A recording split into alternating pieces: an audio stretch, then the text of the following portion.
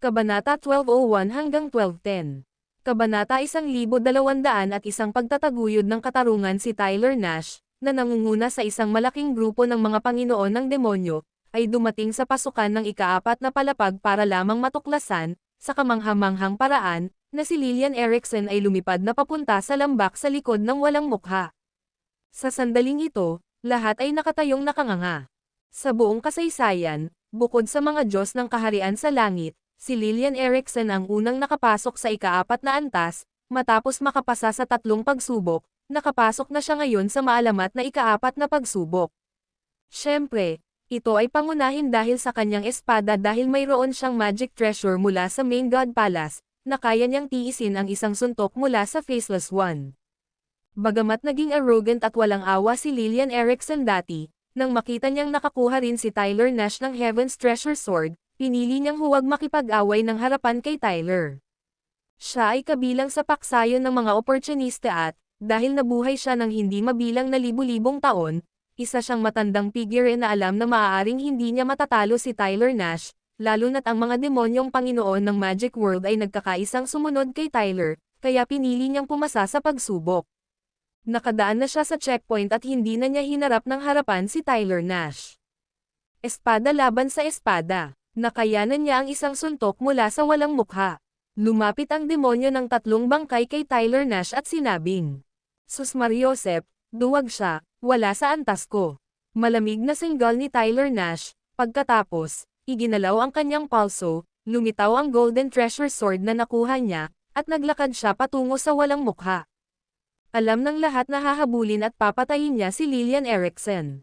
Ang mga tao sa mundo ng mahika ay tinawag na mga demonyo sa 3 dahilan. Una, dahil sila ay hindi makatao. Pangalawa, sila ay hindi makatao. At pangatlo, sila ay hindi pa rin makatao. Para kalabanan ang isang taong hindi makatao, kailangan mong harapin ang kanilang baliw na paghihiganti. Marami ang gumawa ng daan, takot na maapektuhan ng kahangahangang kapangyarihan ng espada ng walang mukha. Lumapit si Tyler Nash sa pasukan ng lambak, kung saan biglang kumilos ang walang mukha ng may napakalaking bilis, parang kulog at kidlat, at lumitaw sa harap ni Tyler Nash, marahas na sinaksak gamit ang isang espada. Isang itim na hamog ang bumangon mula sa buong katawan ni Tyler Nash. Ang hamog na ito ang kanyang depensa, at kasabay nito, itinaas niya ang kanyang espada para harangan. Kasabay ng isang kalat, may narinig na mga kaluskos mula sa mga binti ni Tyler Nash, at pagkatapos ay lumuhad siya sa lupa. Bukod dito, muling nagsimulang umagos ang dugo mula sa kanyang 7 butas. Gayunpaman, sa sandaling ito, nagsimula siyang tumawa ng matinis, sa isang partikular na nakakabahalang paraan. Dahil sa pulbos na ipinahid niya, na may halong pawis at dugo, ang kanyang mukha ay namamaga at nakapandidiring, na animoy isang Hapones na courtesan na nandidiri. Pero natatawa siya dahil narinig niya ang ventriloquism ng walang mukha, maaari kang pumasa. Pinagmasdan siya ng lahat ng may inggit. Ang sinaunang Buddha ng asol na lampara at ang iba pa ay pawang may seryosong ekspresyon. Ngayong nakapasa na sina Tyler Nash at Lillian Erickson, paano kaya sila makakapasa? Pagkatapos magsalita, ang walang mukha ay nagpatuloy pabalik sa steel sa pasukan ng lambak, naghihintay sa susunod na humamon. Sa sandaling iyon, nakay ni Tyler Nash ang isang malaking itim na tableta ng putik, at pagkatapos itong kainin, pumutok at nabali ang kanyang mga binti. Wala pang 3 segundo, tumayo na siya. Para sa mga taong kasing level nila, kahit ang mga naputol na braso at binti ay maaaring tumubo muli, lalo na ang mga bali. Ang mga bali ay maliliit na pinsala, mas hindi gaanong malala kaysa sa mga panloob na pinsala, hindi gaanong mahalaga na hanggang sa puntong hindi napapansin ng lahat. Nakatayo na ngayon, hindi agad pumasok si Tyler Nash sa lambak, sa halip ay lumingon siya upang tingnan ang mga tao sa Magic World. "Binabati kita, batang demonyo, sa pagpasok sa ika-4 na pagsubok." Yumuko ang demonyo ng 3 bangkay at bumati. "Binabati kita, anak ng demonyo. Binabati kita, anak ng demonyo." Pinagsalikop ng lahat ng dakilang demonyong Panginoon ng Magic World ang kanilang mga kamao bilang pagbati. Sa puntong ito, ang mga makakarating dito ay pawang mga dakilang Panginoon ng demonyo o mga anak ng paglikha. Kumaway si Tyler Nash habang tumatawa, Hindi mo na ako kailangang batiin pa. Kayong mga matandang diablo mula sa mundo ng mga demonyo ay kabilang sa mga mas marangal na taong nakilala ko sa mga nakalipas na taon. Kahit kasing sama kita, ang malisya mo ay para lamang sa mga kaaway at hindi kailanman sa sarili mong mga kaaway. Nirerespeto ko iyan. Kaya, ang sinasabi ko ay, kapag ako ay nasa problema, kasama mo ako, at kapag ako ay mapalad, ibinabahagi ko ito sa iyo. Matandang bangkay, hulihin mo ang espada. Whoosh! Itinapon talaga ni Tyler Nash ang gininto ang espada na nakuha niya sa dakilang lumang bangkay. Napanganga ang lahat sa eksenang ito, lahat ay may mga tinging hindi makapaniwala. Dapat tandaan na ito ay isang banal na kayamanan mula sa Main God Palace, isang bagay na dapat itago ng may kasakiman, ngunit ang demonyong ito ay nangahas na ihagis ang treasure sword sa Great Old Corpse. Natigilan din si Great Old Corpse, dahil hindi niya inaasahan na ihahagis ni Tyler Nash ang treasure sword sa kanya. Hindi ito para sa iyo. Binigyan ni Tyler Nash ang dakilang matandang bangkay ng isang kaakit-akit na tingin at kinakpan ang kanyang bibig ng isang tawa. Gamitin mo ang espadang ito para makapasa sa pagsubok, pagkatapos ay ibigay mo ito sa matandang halimaw na may pulang mata, na siyang magbibigay ng espada sa halimaw na may malaking ulo, at pagkatapos ay magpapatuloy ito sa linya. Sa ganoong paraan, lahat ng mula sa mundo ng mga demonyo ay maaaring makapasok sa ikaapat na pagsubok. Nang marinig ang plano niya, ang mga eksperto mula sa ibang mundo ay lubos na natigilan. Oo, sa ganitong paraan, lahat ng mula sa Demon World ay maaaring makapasa sa pagsubok. Panginoong Demonyo, whoosh! Mahigit 100 tao mula sa mundo ng mga demonyo ang sabay-sabay na lumuhad. Bilasan mo at tapusin mo na ang paglilitis. Hihintayin kita sa lambak. Ikinumpas ni Tyler Nash ang kanyang kamay. Ha. Sa tulong ng ating Panginoong Demonyo, tiyak na dudurugin ng mundo ng mga demonyo ang lahat. Tumawa ng malakas ang dakilang matandang bangkay habang lumilipad pasulong bago sumalpok sa walang mukha. Boom! Lumipad din siya gamit ang isang tama ng espada, at ang kanyang katawan ay naglabas ng mga langit-ngit na tunog ng mga bali na buto, ngunit hindi siya namatay, kaya nakapasa siya sa pagsubok. Mga pulang mata, hulihin mo ang espada. Isa-isa, ang mga demonyo ng Demon World ay nagsimulang malampasan ang pagsubok, habang ang mga eksperto mula sa Immortal Realm, Demon World, the Netherworld, Buddha World, ilang realm ng mga mortal, at ang mga anak ng Heavenly Realm ay medyo natulala, lalo na ang mga kapangyarihan mula sa Immortal Realm at Demon World na ngayon ay nakatingin kina Elijah Birch at Paisley Kirk. Susubukan ko rin. Nang makita ang maraming tao mula sa Immortal Realm na nakatingin sa kanya nang may nag-aalab na pananabik, bahagyang tumanggo si Paisley Kirk sa Celestial Essence bago lumipat sa bakana ng lambak, at pagkatapos ay sinugod siya ng walang mukha gamit ang isang espadang kasing bilis ng kidlat. Klang! Taglay ang isang banal na kayamanan, nakayanan niya ang isang suntok mula sa walang mukha. Nagtagumpay siya. Maraming tao mula sa Immortal Realm ang naghiyawan. Sa sandaling iyon, mabilis na inihagis ni Paisley Kirk ang treasure sword, direktang iniabot ito sa yakap ng Celestial Essence. Huminga ng malalim, humarap ang dakilang emperador kay Paisley Kirk at tumanggo ng malalim. Ang espadang ito ay nagbuklod kay Miss Kirk bilang mahiwagang kayamanan ng kanyang buhay, at kahit ako ay hindi ko ito maaga sa kanya. Sa pamamagitan ng bukas palad na pag-aalay ng kanyang espada para sa kapakanan ng Immortal Realm, hindi natin dapat hayaang makita tayo ng iba bilang isang biro. Nag-aalala siya na baka may ilan na bumagsak sa paglilitis at tumakas dala ang espada, na talagang magiging katawa-tawa. Maging ang walang pusong mundo ng mga demonyo ay nagkakaisa sa pagkakaisa, kaya kung ang Immortal Realm ay hindi makapagpakita ng parehong pagkakaisa, hindi ba't mas mababa pa iyon kaysa sa mga demonyo? Kaya't malinaw niya itong ipinaliwanag. Huwag kang mag-alala. Kung may taong may lihim na motibo, hindi nila makukuha ang espada ko. Pwede ko itong ipatawag pabalik anumang oras. Bagamat ayaw ni Paisley Kirk sa mga tao ng Immortal Realm, alam niyang mas mapanganib kung makakapasa lang siya sa pagsubok ng mag-isa. Una, ang pagharap sa mga hindi alam ng Main God Palace at pangalawa, ang mga taong iyon mula sa Demon World ay tiyak na hindi ang mabubuting uri. Kaya, kung sakaling may magkimkim ng masamang balak sa kanya, o kahit na gustong patayin siya ni Tyler Nash, mas marami siyang kalaban. Pero kung papapasukin niya ang mga katulad ng mga celestial being mula sa immortal realm, walang magiging problema. Sa hinaharap, sila ay magpapasalamat at kusang loob na tutulong sa kanya. Ito ay isang kapaki-pakinabang na kaayusan para sa kanya. Tila kumalat din ang isang alon ng kagalakan sa buong Demon World. Si Elijah Birch, matapos kumonsalte sa pinuno ng angkan ng Fox at sa emperador ng angkan ng Lopez, ay labis na nagpasaya sa buong mundo ng mga demonyo. Siyempre, kung saan may kagalakan para sa ilan, may kalungkutan para sa iba. Ang mga anak ng Netherworld, Buddha World, Mortal World, pati na rin ang mga anak ng Heavenly Realm, ay naiwan na nag-iisip kung paano makakapasa sa pagsubok. Ang video na ito ay edited by Urban Storytelling. Kabanata 1202 wala na ang bato ng pagtatakip sa langit, may kasabihan nga, kung saan may kagustuhan, may paraan, at walang bundok ng apoy na hindi maaaring tawirin.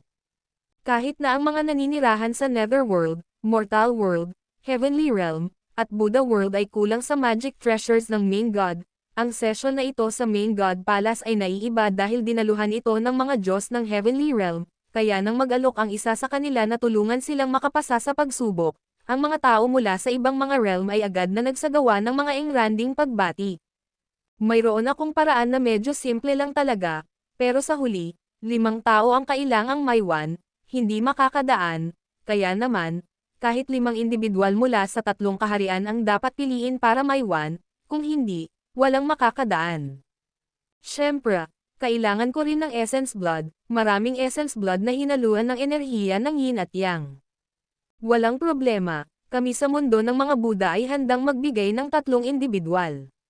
Ang mga Buddha ay nilalayong maghatid ng lahat ng nilalang patungo sa kaliwanagan, at may mga kasama nila na walang pag-iimbot na mapagbigay, handang magsakripisyo. Mag-iiwan din ako, sabi ng isang monghe mula sa mundo ng mga mortal ng may bahagyang ngiti, ayaw nang magpatuloy sa mga pagsubok at sa gayon ay piniling manatili.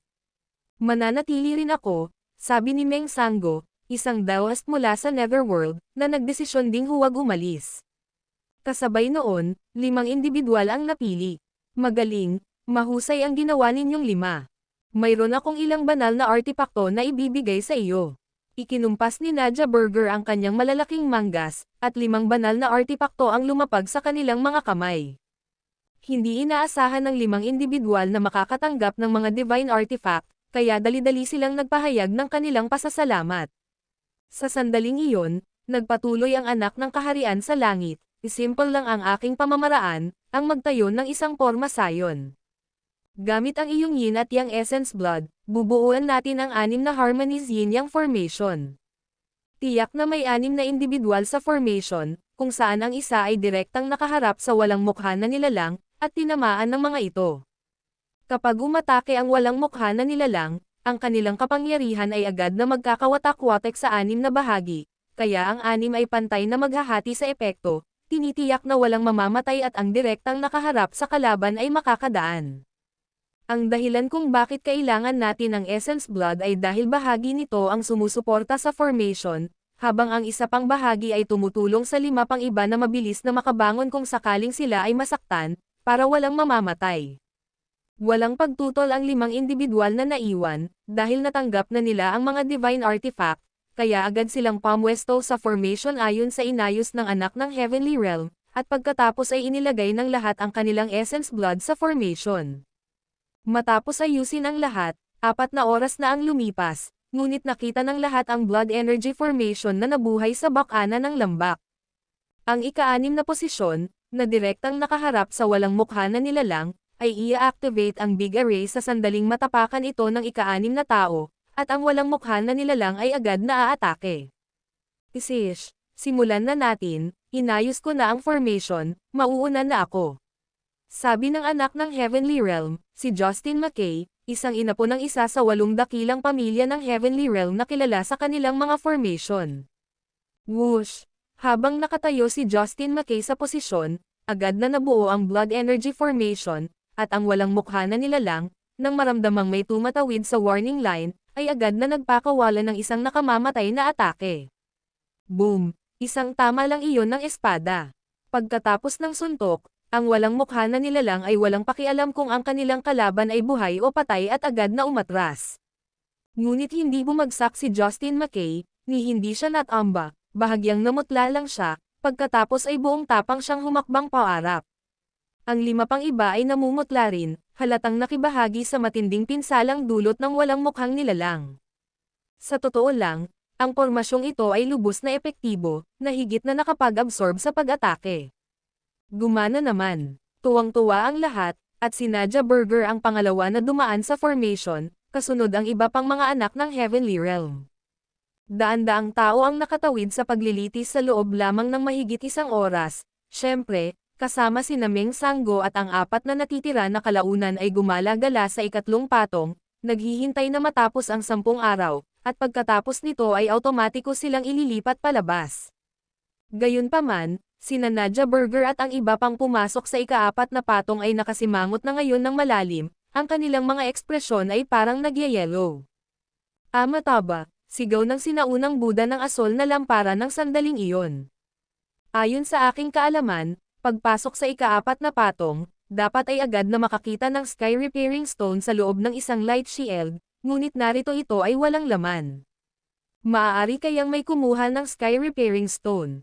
Monghe, mayroon kang ang kaunting kaalaman, huminga ng malalim si Nadia Burger at sinabing, tama ka.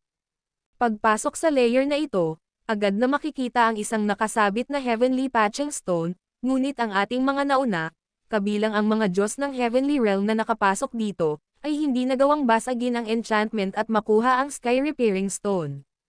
Gayunpaman, wala na ang bato ngayon. Mukhang may nakatadhana sa mga nauna. Kahit makuha pa nila ang Sky Repairing Stone, wala pa ring silbi. Tatanungin natin kung sino ang nakakuha, saka natin na lang ito angkinan pagdating ng panahon. Malamig na sabi ni Matthias Arellano. Tama iyan. Sa puntong ito, dapat ay nasa pasilyo na sila patungo sa ika-5 patong. Tara na. Isa sa mga pangunahing dahilan kung bakit pumunta ang mga anak ng Heavenly Realm sa Main God Palace ay ang Heavenly Patching Stone, na napakahalaga sa kanila. Sino mang makakuha ng Heavenly Patching Stone ay tataas ng malaki ang ranggo pagbalik sa kanilang clan. Tara na, tara na, tara na. Tumalon ang grupo, na para bang alam na alam nila kung saan ang pasukan sa ika-5 patong. Ilang sandali pa, nakarating ang lahat sa pasukan ng ika-5 patong, na siyang daanan din ng mekanismo. Gayunpaman, nang marating ang daanan ng mekanismo, muling huminto sina Nadia Burger at ang kanyang grupo, dahil ayon sa kanilang kaalaman, ang daanan ay dapat puno ng mga buto na parang bundok, na pawang iniwan ng mga nauna sa Heavenly Realm. Hindi maaaring mali ang mga talaan. Pero ngayon, mayroon na lamang mga 100 bangkay sa pasilyo, at ang mga ito ay sariwa pa, iniwan ng mga tao mula sa Immortal Realm, Demon World, at Magic World. Siyempre, ang mga tao mula sa 3 kaharian ay nahihirapan ding sumulong sa pasilyo, habang humahakbang ng maliliit. Nanguna sa grupo, sa hindi inaasahan, si Lillian Erickson. Gayunpaman, dumudugo ang kanyang mukha at may 2 madugong butas sa kanyang katawan, siya ay malubhang nasugatan. Sa pasilyong ito, kahit ang mga Diyos ay mamamatay kapag pumapasok, dahil ito ang mekanismo ng daanan. Kung hindi masisira ng isang tao ang mekanismo, mangangailangan ito ng buhay ng tao para mapuno ito bago siya makadaan. Kaya, ang katotohanang si Lillian Erickson, na nasa pinakaharap, ay hindi namatay ay isang malaking kapalaran na. Si Tyler Nash ay pumangalawa sa pwesto, hindi rin siya namatay ngunit nasugatan. Mga 12 metro ang layo niya kay Lillian Erickson, ngunit ang 12 metrong iyon ang dahilan kung bakit hindi siya maabot, na pumihil sa kanya na maghiganti, dahil hindi niya ito mahawakan. Ang iba ay nasa loob din ng pasilyo, nahaharap sa mga potensyal na pagpatay ng mga mekanismo anumang oras. Sino sa inyo ang may hawak ng Sky Repairing Stone? Ibigay mo agad. Biglang malamig na sigaw ni Nadia Burger. Anong bato sa pagkukumpuni ng langit? Ano bang pinagsasabi mo? Hindi lumingon si Tyler Nash pero sumigaw siya pabalik ng malakas. Hindi mo ba nakita ang Sky Repairing Stone? Nakita ko lahat ng kalokohan. Pagpasok ko, hinabol ko na ang kupol na iyon sa unahan, at nang makarating kami rito, 6 na general na ang nawalan ng ating Magic World. Hindi rin namin nakita ang Sky Repairing Stone pagpasok namin. Wika ng dakilang emperador, umiling. Hindi rin namin nakita. Tugon din ng Dragon Emperor ng Demon World. Kung gayon, malamang na ang kupol na iyon sa unahan. Malademonyong humadjejek si Tyler Nash. Bastos, tumigil ka dyan, ibigay mo ang Sky Repairing Stone, o papatayin namin ang buong pamilya mo, huhukayan namin ang mga puntod ng mga ninuno mo. Wala akong nakitang Sky Repairing Stone. Huwag mong subukang ipilito sa akin. Malamig na sabi ni Lillian Erickson bago nagpatuloy sa paglakad ng mabilis. Kung hindi mo ibibigay ang Sky Repairing Stone, mamamatay kayong lahat.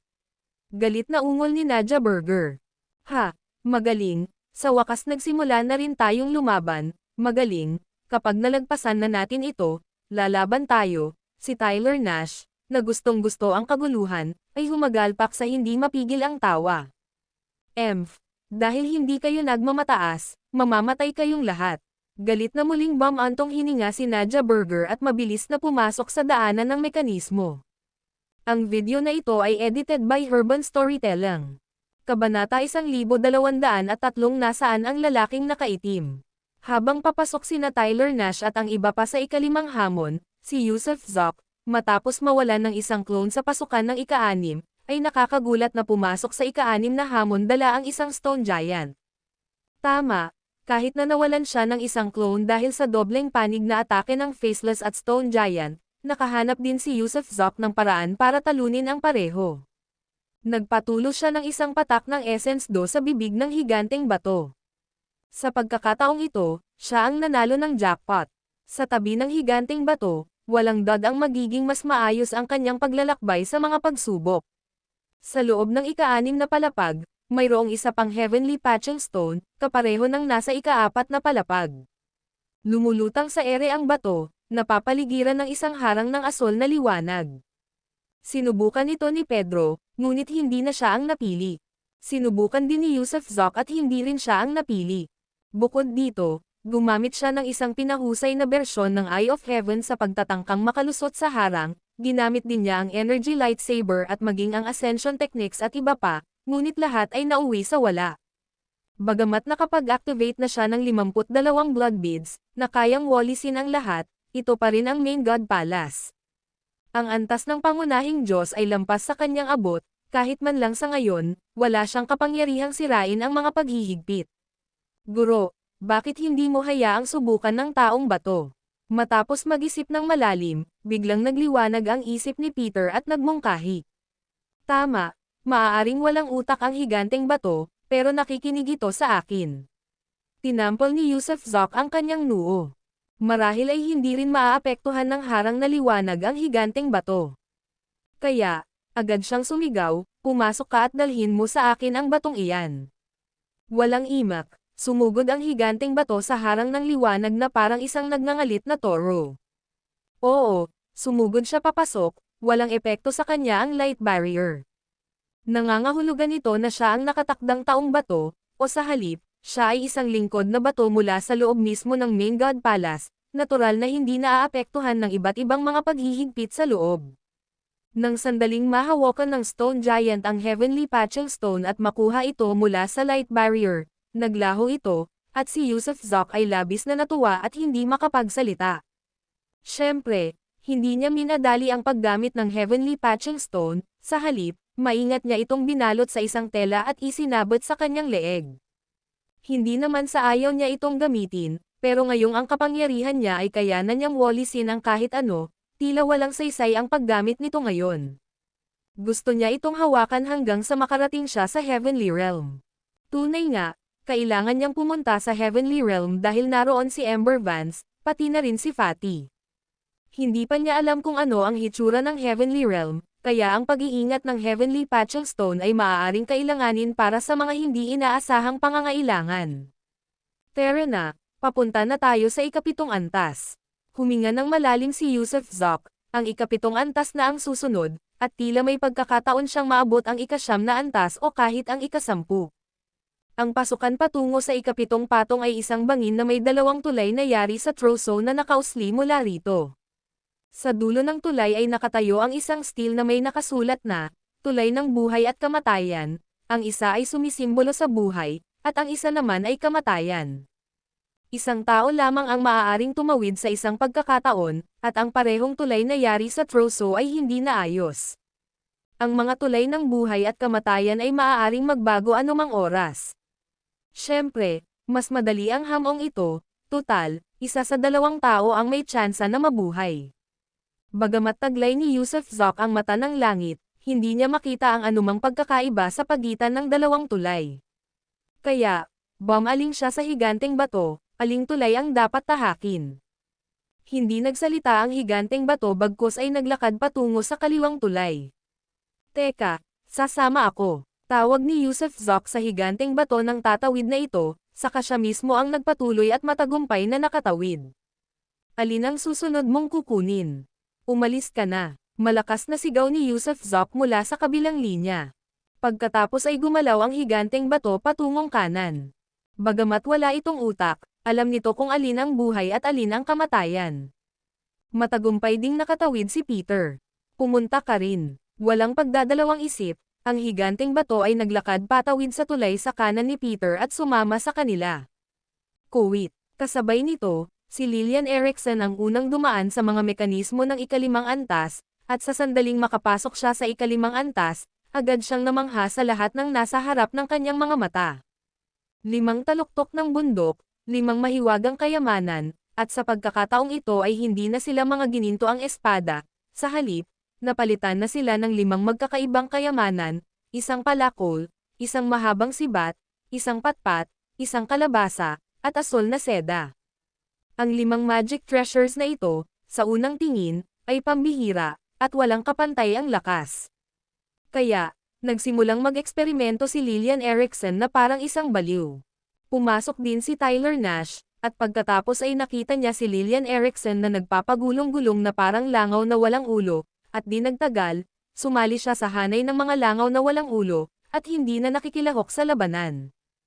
Kasunod nila ang mga demonyo ng Magic World, mga immortal ng Immortal Realm, mga mythical na nilalang ng Demon World, lahat ng supling ng Heavenly Realm, mga mortal small cultivator ng Mortal World, lahat ng Buddha ng Buddha World, at ang mga demonyo ng The Nether World.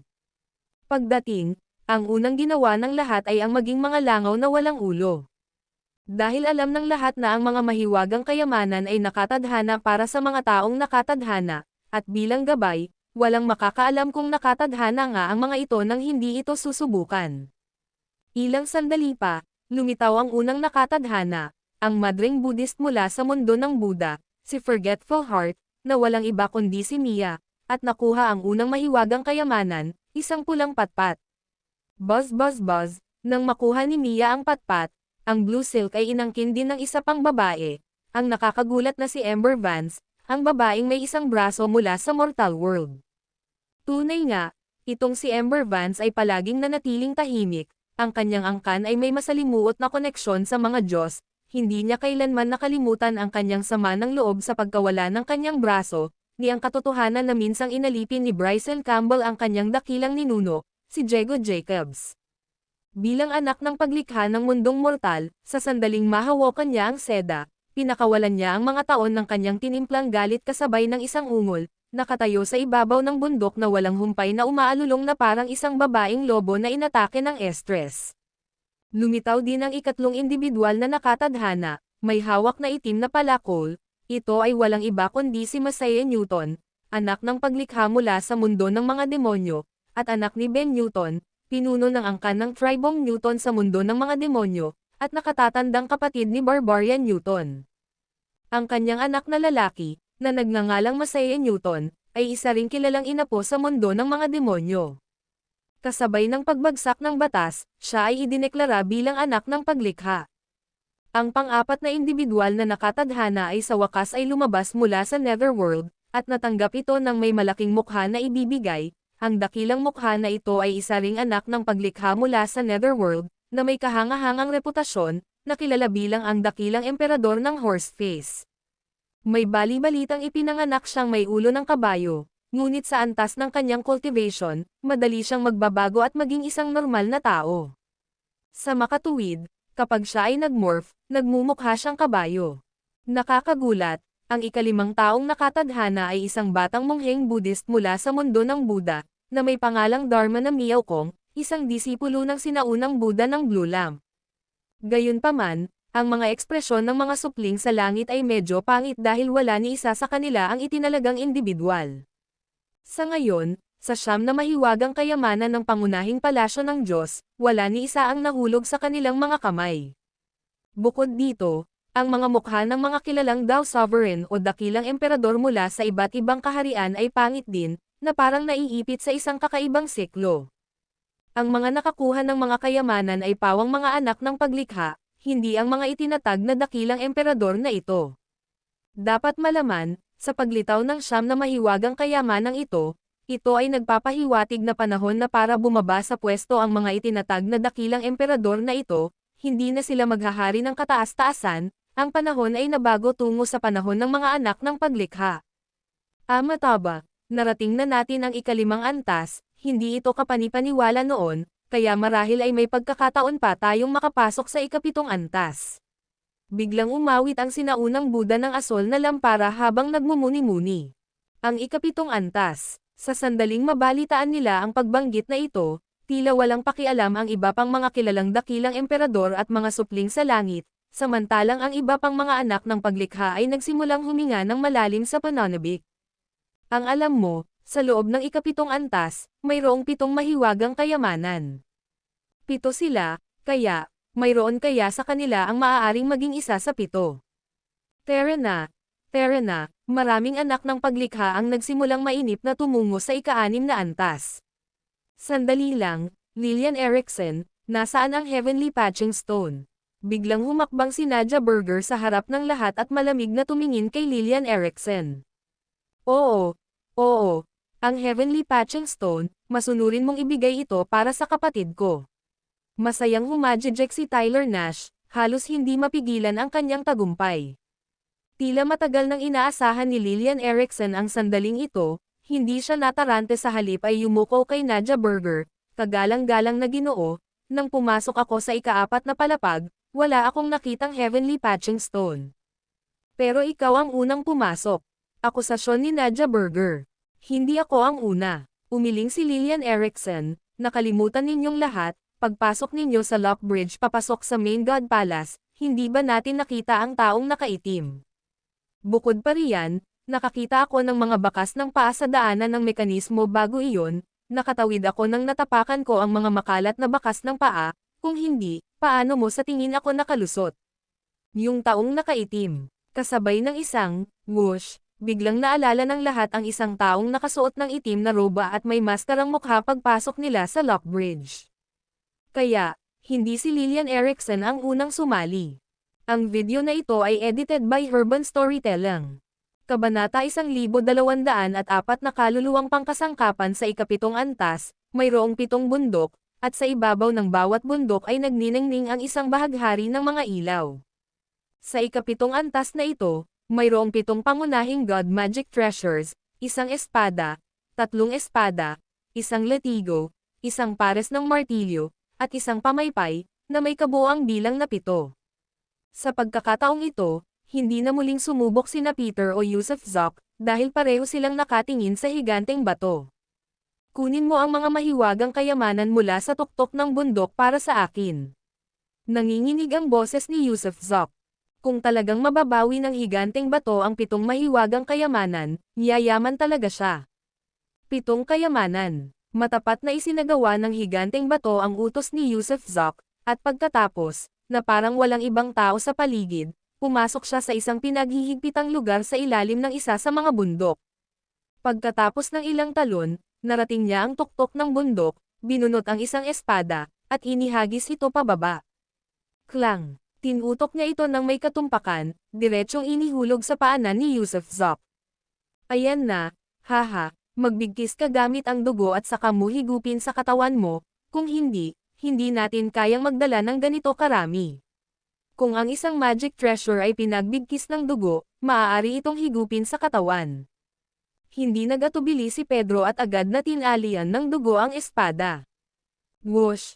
Sa loob lamang ng ilang sandali, pumasok ang treasure sword sa kanyang katawan, at sunod-sunod na malalakas na tunog ang lumabas mula sa loob niya.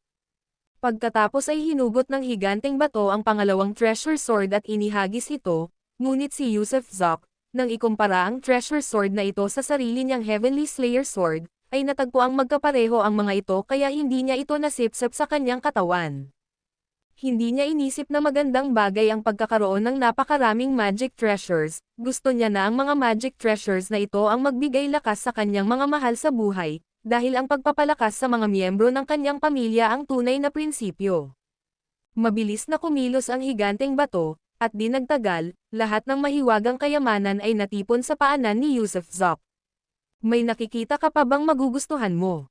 Hindi rin nahihiya si Yusuf Zok. Malayo na ang narating ni Peter, kaya kung may gusto si Peter, masaya niya itong ibibigay. Ang astig naman ng bentilador, ako na ang bibili. Walang pakundang ang sabi ni Peter. Kunin mo na. Walang pagdadalawang isip, inihagis ni Yusuf Zok ang pamaypay kay Peter, pagkatapos ay pinunit ang mga piraso ng tela mula sa mga damit ni Peter at pinagsama-sama ang lahat ng mahiwagang kayamanan, at isinabot ang mga ito sa leeg ng higanteng bato. Kapag nakaalis na sila sa Main God Palace, lahat ng magic treasures, kasama ang Stone Giant, ay masasisipsip sa Blue Sea at Cloud Sky. Habang nagpapatuloy ang dalawa sa kanilang paglalakbay, dumaan din sa harang ng ika-6 na antas ang mga eksperto mula sa iba't ibang larangan. Nang mga sandaling iyon, alam na ng lahat na may lalaking nakaitim sa unahan. Kung dati ay may mga pagdududa tungkol sa lalaking nakaitim na kumuha ng Heavenly Patching Stone, ang mga tala sa steel sa harang ay nagpatunay na tiyak na nangunguna siya. Nilinaw ng steel na para makapasok sa ika-6 na antas, kailangan mong tiisin ang mga atake mula sa higanteng bato at sa mga walang mukha, pero ngayon, puro mga walang mukha lang ang naroon, walang bakas ng higanteng bato. Bakit nawala ang higanteng bato? Hinahabol ba nito ang lalaking iyon, o ano? Kaya siguro may kakaiba. Gamit ang pamamaraan mula kanina, maayos na nakalusot muli ang lahat. Sa pagkakataong ito, sama-samang pumasok ang lahat sa ika-6 na antas, at pagpasok, huminga ng malalim si Nadja Burger dahil ayon sa mga tala, mayroon ding Heavenly Patching Stone sa ika-6 na antas. Ngayong wala na ang Heavenly Patching Stone, sino pa nga ba ang kukuha nito kundi ang lalaking nakaitim? Kaya hindi nagsinungaling si Lillian Erickson, ang Heavenly Patching Stone sa ika-4 na palapag ay kinuha rin ng lalaking nakaitim. Kasabay nito, lahat ay naging mausisa kung sino ang lalaking nakaitim. Bakit siya nauna sa pagpasok sa Main God Palace kaysa sa iba? Bakit siya maayos na nakalusot sa 6 na harang? Bakit niya kinuha ang Heavenly Patching Stone? At bakit hindi niya kinuha ang mga nakaraang magic treasures? Hindi nakipaglaban si Tyler Nash kay Lillian Erickson dahil ang isang pangungusap lamang mula rito ang nakapagpahinto sa kanya na patayin ito. Sabi ni Lillian Erickson, marahil nga hindi ako ang katapat mo, pero huwag mong kalimutan, hindi tayo maaaring lumipad dito, at marami sa ating mga divine skills ay limitado rin. Kaya kung gusto kong tumakas, hindi mo ako maaabutan. Bukod pa rito, habang tumatakas, maaari kong samantalahin ang pagkakataong pumatay ng sinuman mula sa iyong magic world, na hindi mo lang ako mapapatay kundi ilalagay mo rin sa panganib ang ibang tao mula sa iyong magic world, dahil kung wala ang Main God Magic Treasures, wala sa kanila ang makakapantay sa akin. Ang sinabi ni Lillian Erickson ay ang katotohanan. Dahil sa kawalan ng kakayahang lumipad at gumamit ng divine sense, kahit napalibutan pa nila siya, kaya pa rin ni Lillian Erickson na magdulot ng kaguluhan, umatake sa mga individual mula sa Magic World sa halip na direktang harapin si Tyler Nash, na humantong sa malaking pagkalugi para sa Magic World.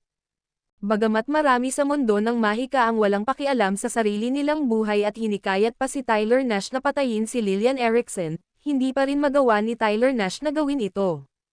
Medyo lamambot ang puso niya dahil ang mga malademonyong tauhang nakaligtas ay kakampi niya, at talagang ayaw niya silang mamatay. Kaya, pansamantala niyang pinigilan ang kanyang galit, naghintay ng isa pang pagkakataon upang patayin si Lillian Erickson. Ang tulay ng buhay at kamatayan ay nasa harap nila, at ang tulay na ito ay may paraan na kailangang maunawaan. Si Nadja Burger at ang iba pa ang unang tumawid dahil ang kanilang mga nauna sa Heavenly Realm ay nakarating na sa ika-7 patong noon at nag-iwan ng mga tala tungkol sa tulay na ito. Sa huli, may mga disenyo ang tulay, at ang paghahanap sa mga ito ang susi sa pagtawid. Nababalitang may 9 na patong ang Main God Palace, isang tsismis na ikinalat ng mga nauna mula sa Heavenly Realm simula nang makapasok sila sa ika-9 na patong, kung hindi, paano nila malalaman ang tungkol sa 9 na patong? Natural lang, ang mga nauna na nakarating sa ika-9 na patong ay mga superior na individual mula sa 8 dakilang pamilya ng Heavenly Realm. Kaya, ang paraan ng pagtawid sa tulay ay naitala sa mga lihim na archive ng mga dakilang pamilya, at nabasa rin ni Nadja Berger at ng kanyang grupo mula sa lower realm ang mga kaugnay na dokumento bago bumaba. Kaya, walang namatay sa tulay ng buhay at kamatayan, at lahat ay ligtas na nakadaan. Gayunpaman, lahat ay nagpapasalamat sa mga batang celestial ng Heavenly Realm, dahil kung wala sila, kahit kalahati, o higit pa, sa mga taong naruroon ay mamamatay na sana. Gayunpaman, nang marating ng lahat ang pinakahihintay na ika-7 patong, agad silang natulala dahil, sa katunayan, mayroong 7 bundok sa ika-7 patong, ngunit ang mga ito ay ganap na walang laman. Walang mga mahiwagang kayamanan. Wala ba, o may kumuha ba sa kanila, o nakatago ba ang mga ito sa ibang lugar? Naguguluhan ang lahat, at sa sandaling iyon, hindi nila alam kung ano na ang sitwasyon. May kumuha lang sa kanila. Talagang may mga magic treasures dito dati, habulin. Pagmamadali na sigaw ni Nadja Berger at ng iba pa, umaasa rin sila sa pagkakataong maging ang mga nakatadhana, ngunit nawalan pala ito ng saysay. Kaya, hindi lang sila ang nagmamadali, ang dakilang emperador ng pinagmulan at iba pang mga anak ng paglikha ay natarante rin. Ang mga anak ng paglikha ang malamang na makakuha ng mga magic treasure, kaya ngayong may kumuha na sa kanila ng mas maaga, paano nila hindi sila mahahabol? Nagtakbuhan ang mga tao patungo sa pasukan ng ika-8 patong. Nang malapit na sila sa pasukan ng ika-8 patong, isang malakas na putok, ang umalangaw-ngaw sa unahan, na sinundan ng pagyanig ng lupa at mga bundok ng ilang segundo bago tumigil. Nang marating ng lahat ang pasukan sa ika-8 patong, napansin nila ang malinaw na mga palatandaan ng isang kamakailang labanan, ngunit walang nang ahas na magpatuloy dahil may tao sa pasukan. Ang taong ito ay hindi isang nakamaskara o isang higanteng bato, kundi isang buhay at humihingang normal na tao. Gayunpaman, medyo namumutla ang kanyang mukha ng mga sandaling iyon, at nililinis niya ang alikabok sa kanyang katawan. Nang makita silang papalapit, sinabi rin niya, "Sandali lang, maglilinis muna ako." Espiritu ng artifact, hingal na sabi ni Nadja Berger, at hindi sinasadyang umatras. Espiritu ng artifact. Pagkarinig sa mga salita ni Nadja Berger, marami pang iba ang napaatras sa gulat. Kilalang-kilala na tanging ang mga mas mataas na gradong magic treasures lamang ang nagtataglay ng artifact spirit, at nagiging mga independenteng entidad pa nga. At ang taong nasa harap nila ay isa palang mas mataas na uri ng magic treasure, isang supreme treasure na mas mataas pa kaysa sa main god magic treasures na kanilang nakuha. Ang video na ito ay edited by Urban Storytelling. Kabanata 1205 ang pagkamatay ni Lillian Erickson sa daanan mula ika-7 palapag patungo sa ika-8 palapag, may nakatayong isang taong nakaharang sa daan, at ito ay walang iba kundi ang maalamat na magical soul artifact. Pero ano nga ba ang isang mahiwagang artipakto ng kaluluwa? Ang isang magical soul artifact ay nangangahulugang ito ay isinama sa magic treasure, ito mismo ang magic treasure at maaari ring umiral ng nakapag-iisa, tulad ng Sword Spirit sa Blue Sea at Cloud Sky ni Yusuf Zok, si Evander Zok. Isa lamang itong mahiwagang kayamanan na nagiging pino at nagiging isang tao. Sa malawak na mundong ito, walang kakaiba, ang damo ay maaaring maging tao, ang mga puno ay maaaring maging tao, ang mga bato ay maaari pang maging tao. Maging si Yusuf Zok ay ginagawang kakaiba ang damo araw-araw. Sa makatuwid, ang isang magic treasure na nagiging isang natatanging nilalang ay hindi naman kakaiba. Dahil sa mundong ito, maraming bagay na higit pa sa iyong imahinasyon. Siyempre, maraming uri ng magical soul artifacts. Tulad ng espiritu ng espada ni Yusuf Zok, ito ang pinakamababang uri simula ng sapilitang makuha ito ni Yusuf at pagkatapos ay sapilitang hinaluan ng hamog ng merito, kaya ang katalinuhan o lakas nito ay hindi gaanong kahanga-hanga.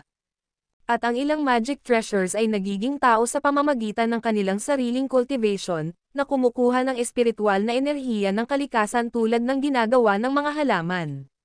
Sa paglipas ng panahon, pinahuhusay nila ang kanilang mga sarili at nagiging tunay na makapangyarihang mga espiritu.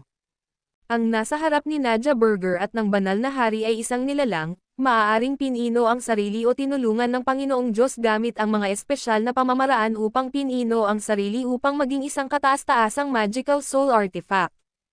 Isa talaga siyang magic treasure, pero walang makakapagsabi kung ang orihinal niyang anyo ay espada, kutsilyo, palakol, martilyo, o iba pa. Sa mga sandaling iyon, medyo magulo ang itsura niya, parang kakaaway lang niya sa isang tao. Hindi lang siya marumi, medyo mapatla rin ang mukha niya, at hindi matatag ang kanyang blood energy. Okay, hindi ko talaga ito inaasahan, bulong niya sa sarili, habang pinagpapawisan ang alikabok sa kanyang damit bago ibinaling ang tingin kay Nadja Burger at sa iba pa, sinasabing hindi niya ito inaasahan.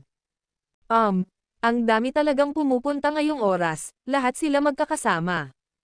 Mukhang may nagbago kay Heavenly daw, na pinapapasok kayong lahat na maliliit. Umiling siya at bamantong hininga. Naaalala ko noong araw, bihira akong mapalapit sa mga Divine Monarch at Divine King mula sa Heavenly Realm. Pero ngayon, anong antas ng kultura na ang narating ninyo sa akin? Ano ang ginagawa ni Heavenly daw? Matapos niyang kausapin ang sarili ng ilang sandali, bigla niyang sinabi, madali lang naman ang paglampas sa akin, ang mga babae ay nananatili para matulog kasama ko, ang mga lalaki ay basta na lang dumaan. Paf! Marami ang nagulat sa mga sinabi ng magical soul artifact na halos lumuwa ng dugo, kabilang na si Nadja Burger na nanlaki ang mga mata. Hahaha, biro lang, biro lang. Tumawa ng malakas ang magical soul artifact. Sa totoo lang, napakasimple lang, makipag-sparring ka lang sa akin sa loob ng 3 galaw. Pero, ipinapayo ko sa iyo na huwag kang makipag-sparring sa akin, kahit manalo ka, wala ring silbi. Napakapero naman ng 2 lalaki sa unahan, kung susundin mo sila, wala kang mapapala, talaga, hindi ako nagsisinungaling. 2. Nagulat ang lahat sa mga salita ng magical soul artifact. May 2 tao sa unahan. Hindi lang isa. Kaya ano ang dapat naming gawin kung hindi ka namin matalo? Biglang tanong ng sinaunang Buddha ng asol na lampara. Wala na akong magagawa, palabisan na lang kayo, dahil pwede na kayong umalis mula sa ika-7 palapag na ito. Ayoko nang pumatay. Kilala mo ba kung sino ang 2 taong iyon sa unahan? Biglang tanong ni Nadja Burger. Paano ko malalaman? Hindi ko sila nakikilala. Pero siguro, sige, hindi na ako masyadong magsasalita. Bahagyang ngumiti ang magical soul artifact at hindi na nagpatuloy, dahilan para hindi mapakali ang lahat at magtaka kung ano ang ibig sabihin ng siguro, tumigil na nga siya roon, nakakadismaya talaga. Tara na, kung sino man ang gustong pumasa sa level na ito, makipag-agawan kayo sa akin ng 3 galaw at tingnan ko kung ano ang gagawin ninyo, biglang sabi ng magical soul artifact. Susubukan ko. Si Lillian Erickson ang unang sumubok muli, matapang at mapangahas. Pagkatapos humakbang pasulong, agad niyang inilabas ang mga ginintoang espada para sa lalaki at babae. Magaling, ang lakas ng loob mo. Tumawa ng malakas ang magical soul artifact, ngunit biglang sumugod ng walang anumang babala, napakabilis na halos mapalapit ito kay Lillian Erickson sa isang kisap mata. Ngunit hindi inaasahan ni Lillian Erickson na ganito kabilis ang isa pa, kaya, sa takot, iwinaksi niya ang kanyang espada pababa para tagteran. Gayunpaman, nasa kalagitnaan pa lang siya ng pagsasalita nang makaramdam siya ng matinding sakit sa buong katawan, na sinundan agad ng pagkirot ng kanyang dibdib kasabay ng pagkalabog ng kanyang mga buto. Sa sumunod na segundo, tumilapon siya pabalik ng daan-daang metro na parang saranggola na naputol ang tali, bumagsak sa lupa at pagkatapos ay umirap pabalik, nang inig habang tumalsik ang dugo mula sa kanyang katawan. Hindi sulit ang isang suntok, umiling ang magical soul artifact at sinabing, mas mababa ang kalidad kumpara sa freak na nakilala ko dati. Hoy, bakit ka tumatakbo palayo, halika rito. Habang kinakausap ng magical soul artifact ang sarili, biglang lumingon si Tyler Nash at tumakbo, at sa ilang talon lang ay napatalon na siya papunta sa kinaroroonan ni Lillian Erickson na nakahiga sa lupa. Pagkatapos, habang gulat na nanonood ang lahat at nanlaki ang mga mata ni Lillian Erickson sa kawalan ng pag-asa, ibinaba ni Tyler Nash ang kanyang espada at tinagpa ang ulo ni Lillian Erickson ng may kalabog. Bang! Hindi pa nakontento sa pagpugot lang sa kanya ng ulo, tinapakan ni Tyler Nash ang ulo ni Lillian Erickson, agad itong dinurog at naging parang dinurog na pakwan. Haji Jack, sa tingin mo ba mabubuhay ka pa pagkatapos mo akong saktan, ate? Si Tyler Nash, na puno ng dugo, ay tumawa ng malakas at kinuha pa ang Golden Mail Sword. At ganoon na lang, patay na si Lillian Erickson, binugbog ng walang dahilan, iniwan pa ang magical soul artifact na nakatitig ng nakanganga. Nako, napakasama talaga ng taong ito na walang kinikilingan sa kasarian, kumitil ng buhay ng walang awang. Napakadumi, ang lakas ng amoy ng dugo. Naglabas si Tyler Nash ng panyo, pinunasan ang kanyang mga kamay, pagkatapos ay ang kanyang mukha, at lumakad pabalik habang umuugoy ang kanyang balakang, dahan-dahan at mapang-akit na naglalakad. Natural lang, tinakat niya ang ilan sa mga manunood at pinagalitan ang iba. Anak ng paglikha, ang unang nagtaglay ng isang banal na mahiwagang kayamanan, si Lillian Erickson ay namatay na isang pagod na tao. Nang marating ni Tyler Nash si Paisley Kirk, tinapan niya ang kanyang ilong gamit ang panyo at sinabing, "Pinatay ko ang syota mo, siguro galit ka sa akin, di ba? Ikaw na walang awa, kasuklam-suklam na taong walang prinsipyo." Maganda ang impresyon ni Paisley Kirk kay Lillian Erickson, kahit wala siyang ipinangako rito, tunay siyang nagpapasalamat sa pag-iisip nitong ibigay sa kanya ang kanyang banal na magic treasure, kaya gumanti siya ng kutsain siya ni Tyler Nash. Tila namula si Tyler Nash at nahihiya, "Hindi ako tampalasan, neutral ako sa kasarian. Pinutol ng tauhan mo ang mga gamit ko, at muntik na akong mapatay." Lahat ng nakarinig sa kanya ay nakaramdam ng kilabot, isa itong baluktot at napakakaiba, isang tunay na dakilang demonyo. Tatlong bangkay na matandang demonyo, narito ang gininto ang espada ng lalaki para sa iyo, itatago ko ang espada ng babae. Casual na inihagis ni Tyler Nash ang gininto ang espada ng lalaki sa matandang demonyo ng tatlong bangkay. "Hahaha, sinasabi mo bang sabay tayong mag-cultivate, matandang lalaki?" Tila walang hiya ang matandang demonyo na may tatlong bangkay, ay tumawa ng malakas sa tuwa. "Nako, nakakatakot kang matandang lalaki, nakakadiri kang tingnan, nasaan ang alindog ng magical soul artifact brother?" Mapang-akit na sulyap ni Tyler Nash sa magical soul artifact. "Ate, natatakot ako, huwag mo akong bigyan ng mga mapang-akit na tingin, hindi ba kita pwedeng palampasin na lang?" Nang inig ang magical soul artifact at umatras, takot din siya sa gender neutral. Ang salita ng tao ay kanyang pangako, ang mabilis na kabayo ay kailangan lang ng isang latigo, mga salita mo iyan. Matinis ang boses ni Tyler Nash, pabiro at pambabae, ngunit kahit gaano niya pilitin, hindi kailanman ito naging tama. Ang video na ito ay edited by Herban Storytelling. Kabanata 1206 na kinasuklaman ni Tyler Nash ang espiritu ng sandata hanggang sa puntong hinayaan siyang malampasan at malampasan ang hamon. Hindi inaasahan ni Tyler Nash na magiging ganito siya kaswert, ni hindi rin inaasahan ng iba ang diwa na basta na lang binabaliwala ang mga bagay-bagay. Bagamat pumanaw na si Tyler Nash, ang espiritu ay nagbukas lamang ng exception na ito para sa kanya. Sino mang gustong pumasa ay kailangang tumugma dito sa tatlong galaw. Alam ng lahat, kung makikipagkompetensya ang isang tao sa nilalang na ito, lalo na ang tatlong galaw, kahit isa lang ay tiyak na nakamamatay. Siyempre, mayroon pa ring mga matatapang sa mga naroroon, at habang ang ilang tusong matatanda ay nag-iisip ng iba pang mga paraan upang malampasan ang hamon, may isang talagang sumugod sa espiritu. Ngunit nang ang espiritu ay magpakawala ng isang mapanghamak at malamig na tawa, isang suntok ang dumaan pababa, na sinundan ng dalawa pang magkasunod na suntok. Swoosh, swoosh, swoosh. Pagkatapos ng tatlong paghiwa, casual na nagkibit-balikat ang espiritu, habang hindi pa rin nawawala ang ngiti sa mukha. Gayunpaman, sa sumunod na sandali, ang taong nagudyok ng hamon ay nahati sa ilang bahagi sa ere, tumalsik ang dugo, at agad na namatay ng walang duda. Napakalakas, ito ba ang tinatawag niyang tatlong galaw? Hindi napigilan ng lahat ang huminga ng malalim at umatras sa takot. Ang tatlong hand chop na ito, sino ba ang makakatagal sa mga ito? Kahit ang pagkakaroon ng banal na magic treasures ay maaaring hindi sapat, tama ba? At kung hindi kayang tiisin ng isang tao ang mga ito, hindi maiiwasan ang kamatayan, at sa puntong iyon, kahit ang mga banal na magic treasures ay maaaring mapunta sa iba. Walang nang ahas na muling humamon, at sina Nadia Burger at ang iba pa ay nagsimulang tahimik na umatras. Sa kanilang plano, ang pag-abot sa ikapitong patong na ito ay isang hindi inaasahang kagalakan, kaya naman ang hadlang na ito ay isang walang patutunguhan, hindi malalampasan. Maliban na lang kung may dumating na kapantay ng Divine King mula sa Divine Realm, walang ibang makakadaan.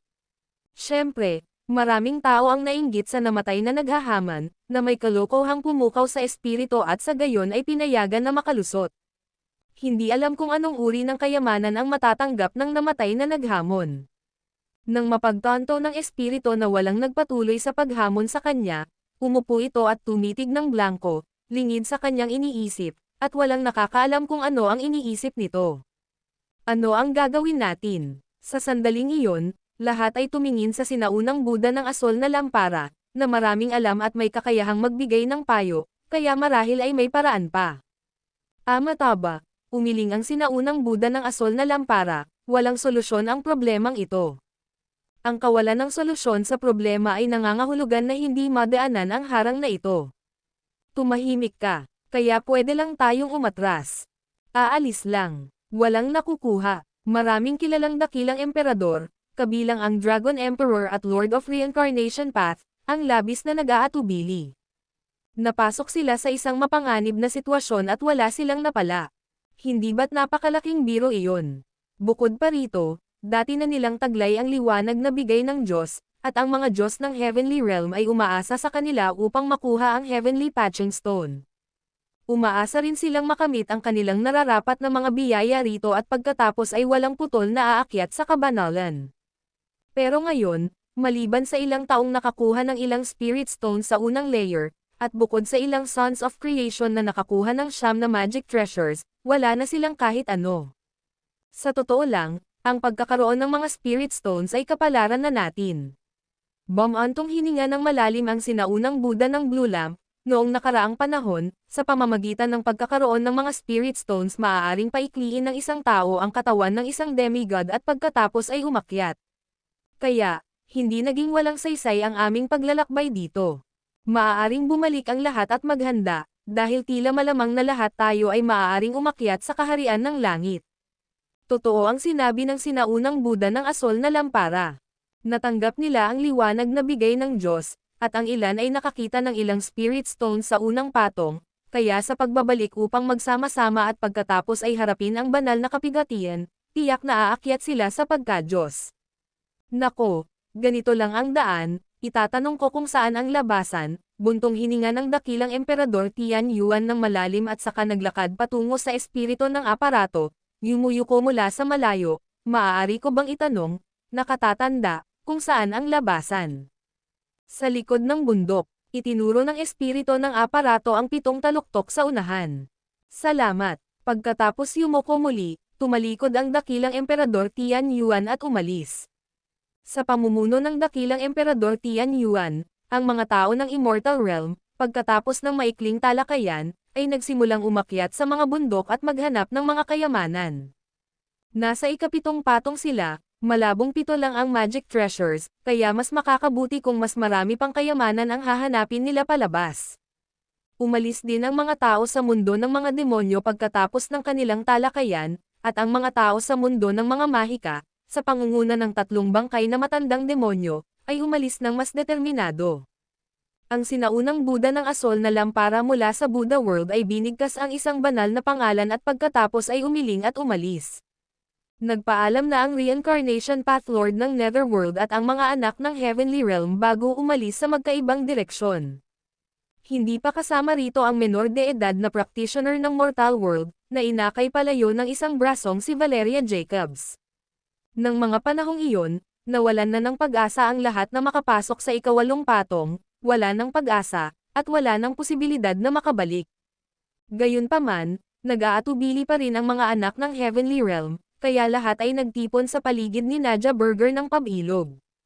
Walang paraan para makalusot, Ang diwa ng aparatong ito ay pabago-bago. Hindi natin ito malalampasan, kung gusto nitong pumatay ng tao, hindi natin kakayanin kahit isang galaw. Umiling si Nadja Burger. Pero, narating na natin ang ikapitong patong. At ubili na sabi ng lahat. Wala na tayong magagawa, maglibot tayo sa ikapitong patong na ito. Napakaraming kayamanan ang nakatago rito sa ilalim ng lupa. Hindi pa huli ang lahat para umalis pagkatapos ng 10 araw. Siguro magbabago na ang mga bagay-bagay pagdating ng panahon, sabi ni Nadja Burger habang tumatayo. Iyon lang ang magagawa natin.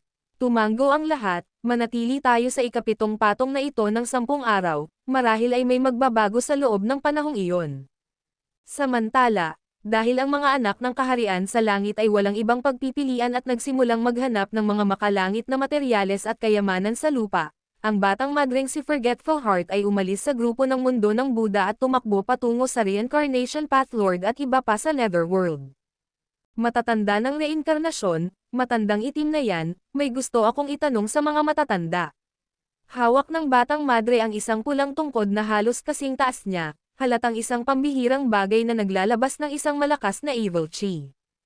Ano iyon, batang kaibigang malilimuting puso? Tanong ng Panginoon ng Reincarnation Path ng may bahagyang ngiti. Ganito kasi, nabalitaan ko na sa mundo ng ilalim ninyo ay may bato ng 3 buhay. Makakatulong ito sa mga tao na mabawi ang mga alaala, at makita pa ang mga buhay sa nakaraan o hinaharap. Si Forgetful Heart, Mia, ay nag-aalala pa rin tungkol sa pagbawi ng kanyang mga nawalang alaala. Nagbago ang mga mukha ng Reincarnation Path Lord at ng iba pa, pagkatapos ay huminga ng malalim ang Reincarnation Path Lord at sinabing, "Oo nga, pero bakit mo natanong?" Ganito kasi, magalang na sabi ni Mia. Nang umakyat ako sa mundo ng Buddha, binura ng aking Panginoon ang bahagi ng aking alaala, ngunit ang mga alaalang iyon ay tila napakahalaga sa akin dahil patuloy akong nananaginip tungkol sa mga bagay na hindi pa nararanasan ng aking kaluluwa, mga panaginip na hindi ko na matandaan. Sa tingin ko ang mga panaginip na iyon ang mga alaalang binura ng aking Panginoon mula sa aking subconscious, kaya gusto kong makita kung ano talaga ang mga banor ang alaalang iyon. Hehe, hayaan mong maging prangka ako sa iyo, ang bato ng 3 buhay sa ating mundong ilalim. Habang nagsasalita ang Reincarnation Path Lord, pinutol siya ng Yin Yang Path Lord, pagkatapos ay idinagdag, "Sige, walang problema.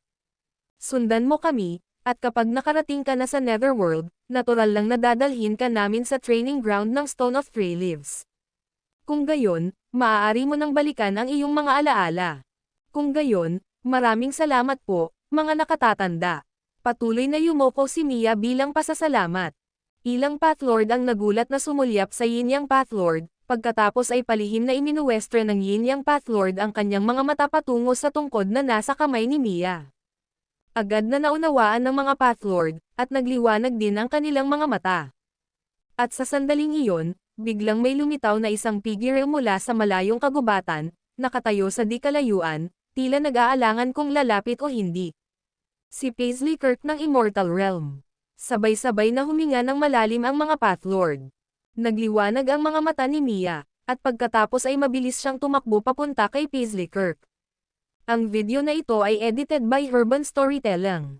Kabanata 1207 Hindi alam ni Yusuf Zoc na ang taong sumusunod sa kanya ay nakapasok na sa ikapitong patong, ni hindi niya inaasahan na sa sandaling dalhin sa kanya ng Stone Slave ang Heavenly Patching Stone ng ikawalong patong, ay lumitaw na si Tyler Nash sa kanyang tabi. Tunay ngang naroon si Tyler Nash, hindi kalayuan kay Yusuf Zoc, at pagkatapos ay sabay silang natigilan. Kumurap si Tyler Nash sa pagkamangha, habang si Yusuf Zoc naman ay nakataas ang kilay. "Hindi ka namatay," gulat na sigaw ni Tyler Nash. "Hindi ba't sinabi ko na sayo? Hindi ako ganoon kadaling patayin." Biglang ngumiti si Yusuf Zoc nang may pagtataka at pagkatapos ay tiningnan si Tyler Nash mula ulo hanggang paa, sinasabing, "Ikaw mismo ay kahanga-hanga, nakarating ka sa ikawalong patong. Nakuha mo na ang mga Heavenly Patching Stone sa unahan, pati na rin ang mga Magic Treasures sa Stoneman, at ang Stoneman mismo." Napabuntong hininga si Tyler Nash at biglang napatawa, kung alam lang ng mga tao sa likuran natin na hindi ka patay, malamang matatakot sila ng sobra, di ba? Nakikita kong parang hindi ka natatakot. Humakbang si Yusuf Zop paarap, nakangiti, hindi ba dapat nating ayusin ang ating mga sama ng loob ng tuluyan? Paano mo gustong ayusin yan? Patayin mo ako. Tila hindi man lang natakot si Tyler Nash. May mapaglarong ngiti pa siya sa mukha, ang makita kang buhay ay nagpapasaya ng malaki sa mood ko. Ano ba itong sitwasyon na ito? Baka naman nahulog na talaga ang loob ko sa'yo. Hindi mo ba kayang ikamate ang pagpapakasuklam sa mga tao? Kaya paano natin aayusin ang ating mga sama ng loob? Sigaw ni Tyler Nash. Magpakamatay ka na lang. Malamig na sabi ni Yusuf Zop. Bakit ba ang walang awa mo? Dinurog mo ang munting pera ko, kung may dapat magpakamatay, dapat ikaw yun, bakit ako pa? Ano ang nagbibigay sa iyo ng karapatan? Hindi ka ba nasisiyahan sa buhay ng walang kaunting pera? Ang gulo-gulo na ng buhay ko, ano pa nga ba ang dapat kong i-enjoy? Huwag na muna nating pag-usapan ang maliit mong pera sa ngayon. Bakit mo sinubukang patayin si Kevin Nash? Naiinip na ikinumpas ni Yusuf Zop ang kanyang kamay. Kasalanan mo lahat to. Kung hindi mo ito dinurog, magugulo ba ang isip ko? Kung hindi lang magulo ang isip ko, napatay ko na kaya siya. Kaya, nasa iyo talaga yan, responsable ka rin. Bakit ako ang sisihin? Panipi, sige, ginawa kitang pilipit, hindi kita ginawang lalaki o multo, hindi rin lalaki o babae. Kaya, gusto kong wakasan ng tuluyan ang iyong masakit na buhay. Magpakamatay ka, wala ka ng laban sa akin ngayon. Hindi pwede ang magpakamatay. Kung gusto mo akong patayin, nandito lang ako. Kunin mo ang espada mo at hiwain mo ang lalamunan ko, hindi ako magkukurap o tatawagan man lang sa pangalang Nash. Sa tingin mo ba hindi ko kaya ang sarili kong gawin iyon? Kinuha ni Yusuf Zop ang kanyang espada, lumapit kay Tyler Nash, at itinutok ang espada ng direkta sa leeg ni Tyler Nash. Laking gulat niya, nang hindi talaga umiwas o lumaban si Tyler Nash, tiningnan lang siya nito ng may masayang ngiti. Ang kamatayan sa pamamagitan ng iyong espada ang siyang magpapaperpekto sa buhay kong ito. Sige na, ngumiti si Tyler Nash, wala talaga akong laban sa iyo, kaya hindi ako lalaban. Walang saysay, ayoko nang makipag-away pa sa'yo. Sa totoo lang, nitong mga nakaraang taon, ikaw lang ang iniisip ko dahil ikaw ang pinakakinamumuhian ko. Araw at gabi, kahit sa panaginip ko. Pero kakaiba, noong akala ko patay ka na, nakaramdam ako ng pagkawala, nakaramdam ng kabagabagan ang buhay, at hindi ko matiis ang isipin na mamamatay ka. Kaya sige na, gawin mo na, tapusin mo na ako, tapusin mo na ang buhay ko. Huwag mo akong hayaang magpatuloy sa buhay na ito sa pagitan ng mga pangyayari. Matutulungan kitang maibalik ang iyong maliit na pera, buntong hininga ni Yusuf Zop. Hindi na kailangan. Gawin mo lang, huwag mo akong hamakin, huwag kang manhid, huwag mo akong patawarin. Dahil alam mo kung patatawarin mo ako ngayon, bukas, sisiguraduhin kong patay ka. Talaga, ang pagkaalam kong buhay ka ay nagpabalik sa aking sigla at lakas, hahaha. Kaya mas mabuting patayin na lang ako ngayon, kung hindi, mapapahamak ka. Hindi ka ba talaga takot mamatay? Bahagyang hiniwa ng Heavenly Slayer Sword ni Yusuf Zop ang lalamunan ni Tyler Nash, ngunit hindi talaga kumurap si Tyler Nash, sa halip ay patuloy siyang pinagmamasdan ng nakangiti, mamamatay sa pamamagitan ng espada mo, perpekto na sana ang katapusan mo. Nakakabaliw ka, malakas na mura ni Yusuf Zop. Oo, dapat alam mo yan, di ba? Nababaliw na ako. Kumusta sina Paisley Kirk at Mia? Kumusta naman ang mga kapatid ko at mga kaibigan ko sa mundo? Biglang tanong ni Yusuf Zop. Ang dalawa mong maliliit na kasintahan, maayos naman ang kalagayan ng madre. Yung apelyidong Kirk ay nakikipag-googly eye sa isang taong nagngangalang Lillian Erickson, pero pinatay ko lang yung Erickson na yon, hey, at inagaw ang magic treasure niya. Buhay pa ang mga tao sa mundo, walang nanggugulo sa kanila. Gumagawa ng googly eyes. Agad na nanlamig ang mukha ni Yusuf habang humihinga siya ng malalim dahil sa galit. Ang kanyang mga mata ay puno ng masalimuot na emosyon habang nakatingin kay Tyler Nash. Huwag mo akong pasalamatan, isa akong buhay na leifang, nagkibit balikat si Tyler. Sa tingin mo ba talaga hindi ko kayang ituloy yan? Ayaw nang pag-usapan pa ni Yusuf ang tungkol sa mga babae at sa halip ay ikinuyom niya ang kanyang kamay sa Heavenly Slayer Sword. Kaya mo nang ituloy yan, mas mabaho pa ang amoy ng dugo sa mga kamay mo kaysa sa akin. Kilala ka ng lahat, kaya naniniwala akong kaya mo yan. Bahala ka dyan. Biglang itinapon ni Yusuf ang Heavenly Slayer Sword, at saka sinuntok si Tyler sa mukha. Nako, huwag kang manakit ng lalaki sa mukha, ginulo mo ang makeup ko. Sigaw ni Tyler at saka sumugod papunta kay Yusuf. Nagsimulang mag-away ang dalawa gamit ang mga kamao, ulo, at paa at kamay. Hindi tumulong si Pierre, at ang aliping bato, nang walang utos mula kay Yusuf, ay isa lamang figurang bato, kaya wala itong alam. Kaya naman, pinanood ng aliping bato at ni Pierre ang dalawa habang nag-aaway hanggang sa pareho silang duguan at mabitak ang kanilang balat. Naglaban sila ng buong 3 oras, hanggang sa pareho silang tuluyang napagod at halos hindi na makilalang tao. Pagkatapos ng huling banggaan, pareho silang gamulong sa lupa at saka bumangon. Walang imak, naghiwalay na sila ng landas. Sa susunod na magkita tayo, hindi na ako magiging maawin. Malakas na sigaw ni Yusuf. Sa susunod na pagkikita natin, ako o ikaw ang mabubuhay o mamamatay. Kaya, pagsisisihan mo ito ngayon. Sigaw din ni Tyler, kaya ako ang huling tatawa. Ha ha ha, tumawa ng malakas si Yusuf. Ha ha ha, tumawa rin ng malakas si Tyler. Muling naghiwalay ng landas ang magkapatid. Hindi ginawa ni Yusuf ang nakamamatay na suntok dahil hindi niya talaga kaya. Total, nasira ang buhay ni Tyler Nash dahil sa sarili niyang kagagawan. Matapos ang hindi mabilang na taon ng tunggalian, wala pa rin talaga silang nagawa. Sa huli, magkapatid pa rin sila. Sa mundong ito, marahil sila na lang ang natitirang magkakapatid. Isa pa, kahit nakipag-away si Tyler sa kanya ngayon, noong nakatutok na ang espada sa lalamunan niya kanina, hindi siya lumaban. Kung lumaban siya, maaaring ituloy ito ni Yusuf, ngunit hindi siya lumaban, na tila handa ng patayin, kaya talagang hindi ito ituloy ni Yusuf. Bukod dito, noong panahon nila sa outer space of Earth, nang yakapin at iyak siya ni Tyler, ramdam ni Yusuf ang tunay na emosyon, kaya naman labis siyang naguguluhan. Sila ay magkapatid ngunit hindi rin magkakilala, ngunit kapwa manlalakbay din. Patuloy silang sumulong, at sa daan, maging ito man ay puot o alitan, tila ito ay naging hindi gaanong mahalaga. Ang mahalaga ay kaya pa rin nilang maglaban. Naunang pumasok si Tyler sa 8 antas na daanan, na isa ring daanan na may mga mekanismo. Hindi pumasok si Yusuf kundi naupo sa labas ng pasilyo na may mga mekanismo. Umasa siyang mamamatay si Tyler doon pero ayaw din niyang mamatay siya. Sa madaling salita, ang kanyang nararamdaman ay napakakomplikado, kaya natatakot siyang makita ito at mas natatakot pa siya na kung papasok siya sa mekanismo ng sabay at makita si Tyler na nasa panganib, pupuntahan niya ito para iligtas. Kaya, naghintay siya, hinihintay na mamatay si Tyler ng mag-isa, o para mabuhay ito. Ang video na ito ay edited by Urban Storytelling.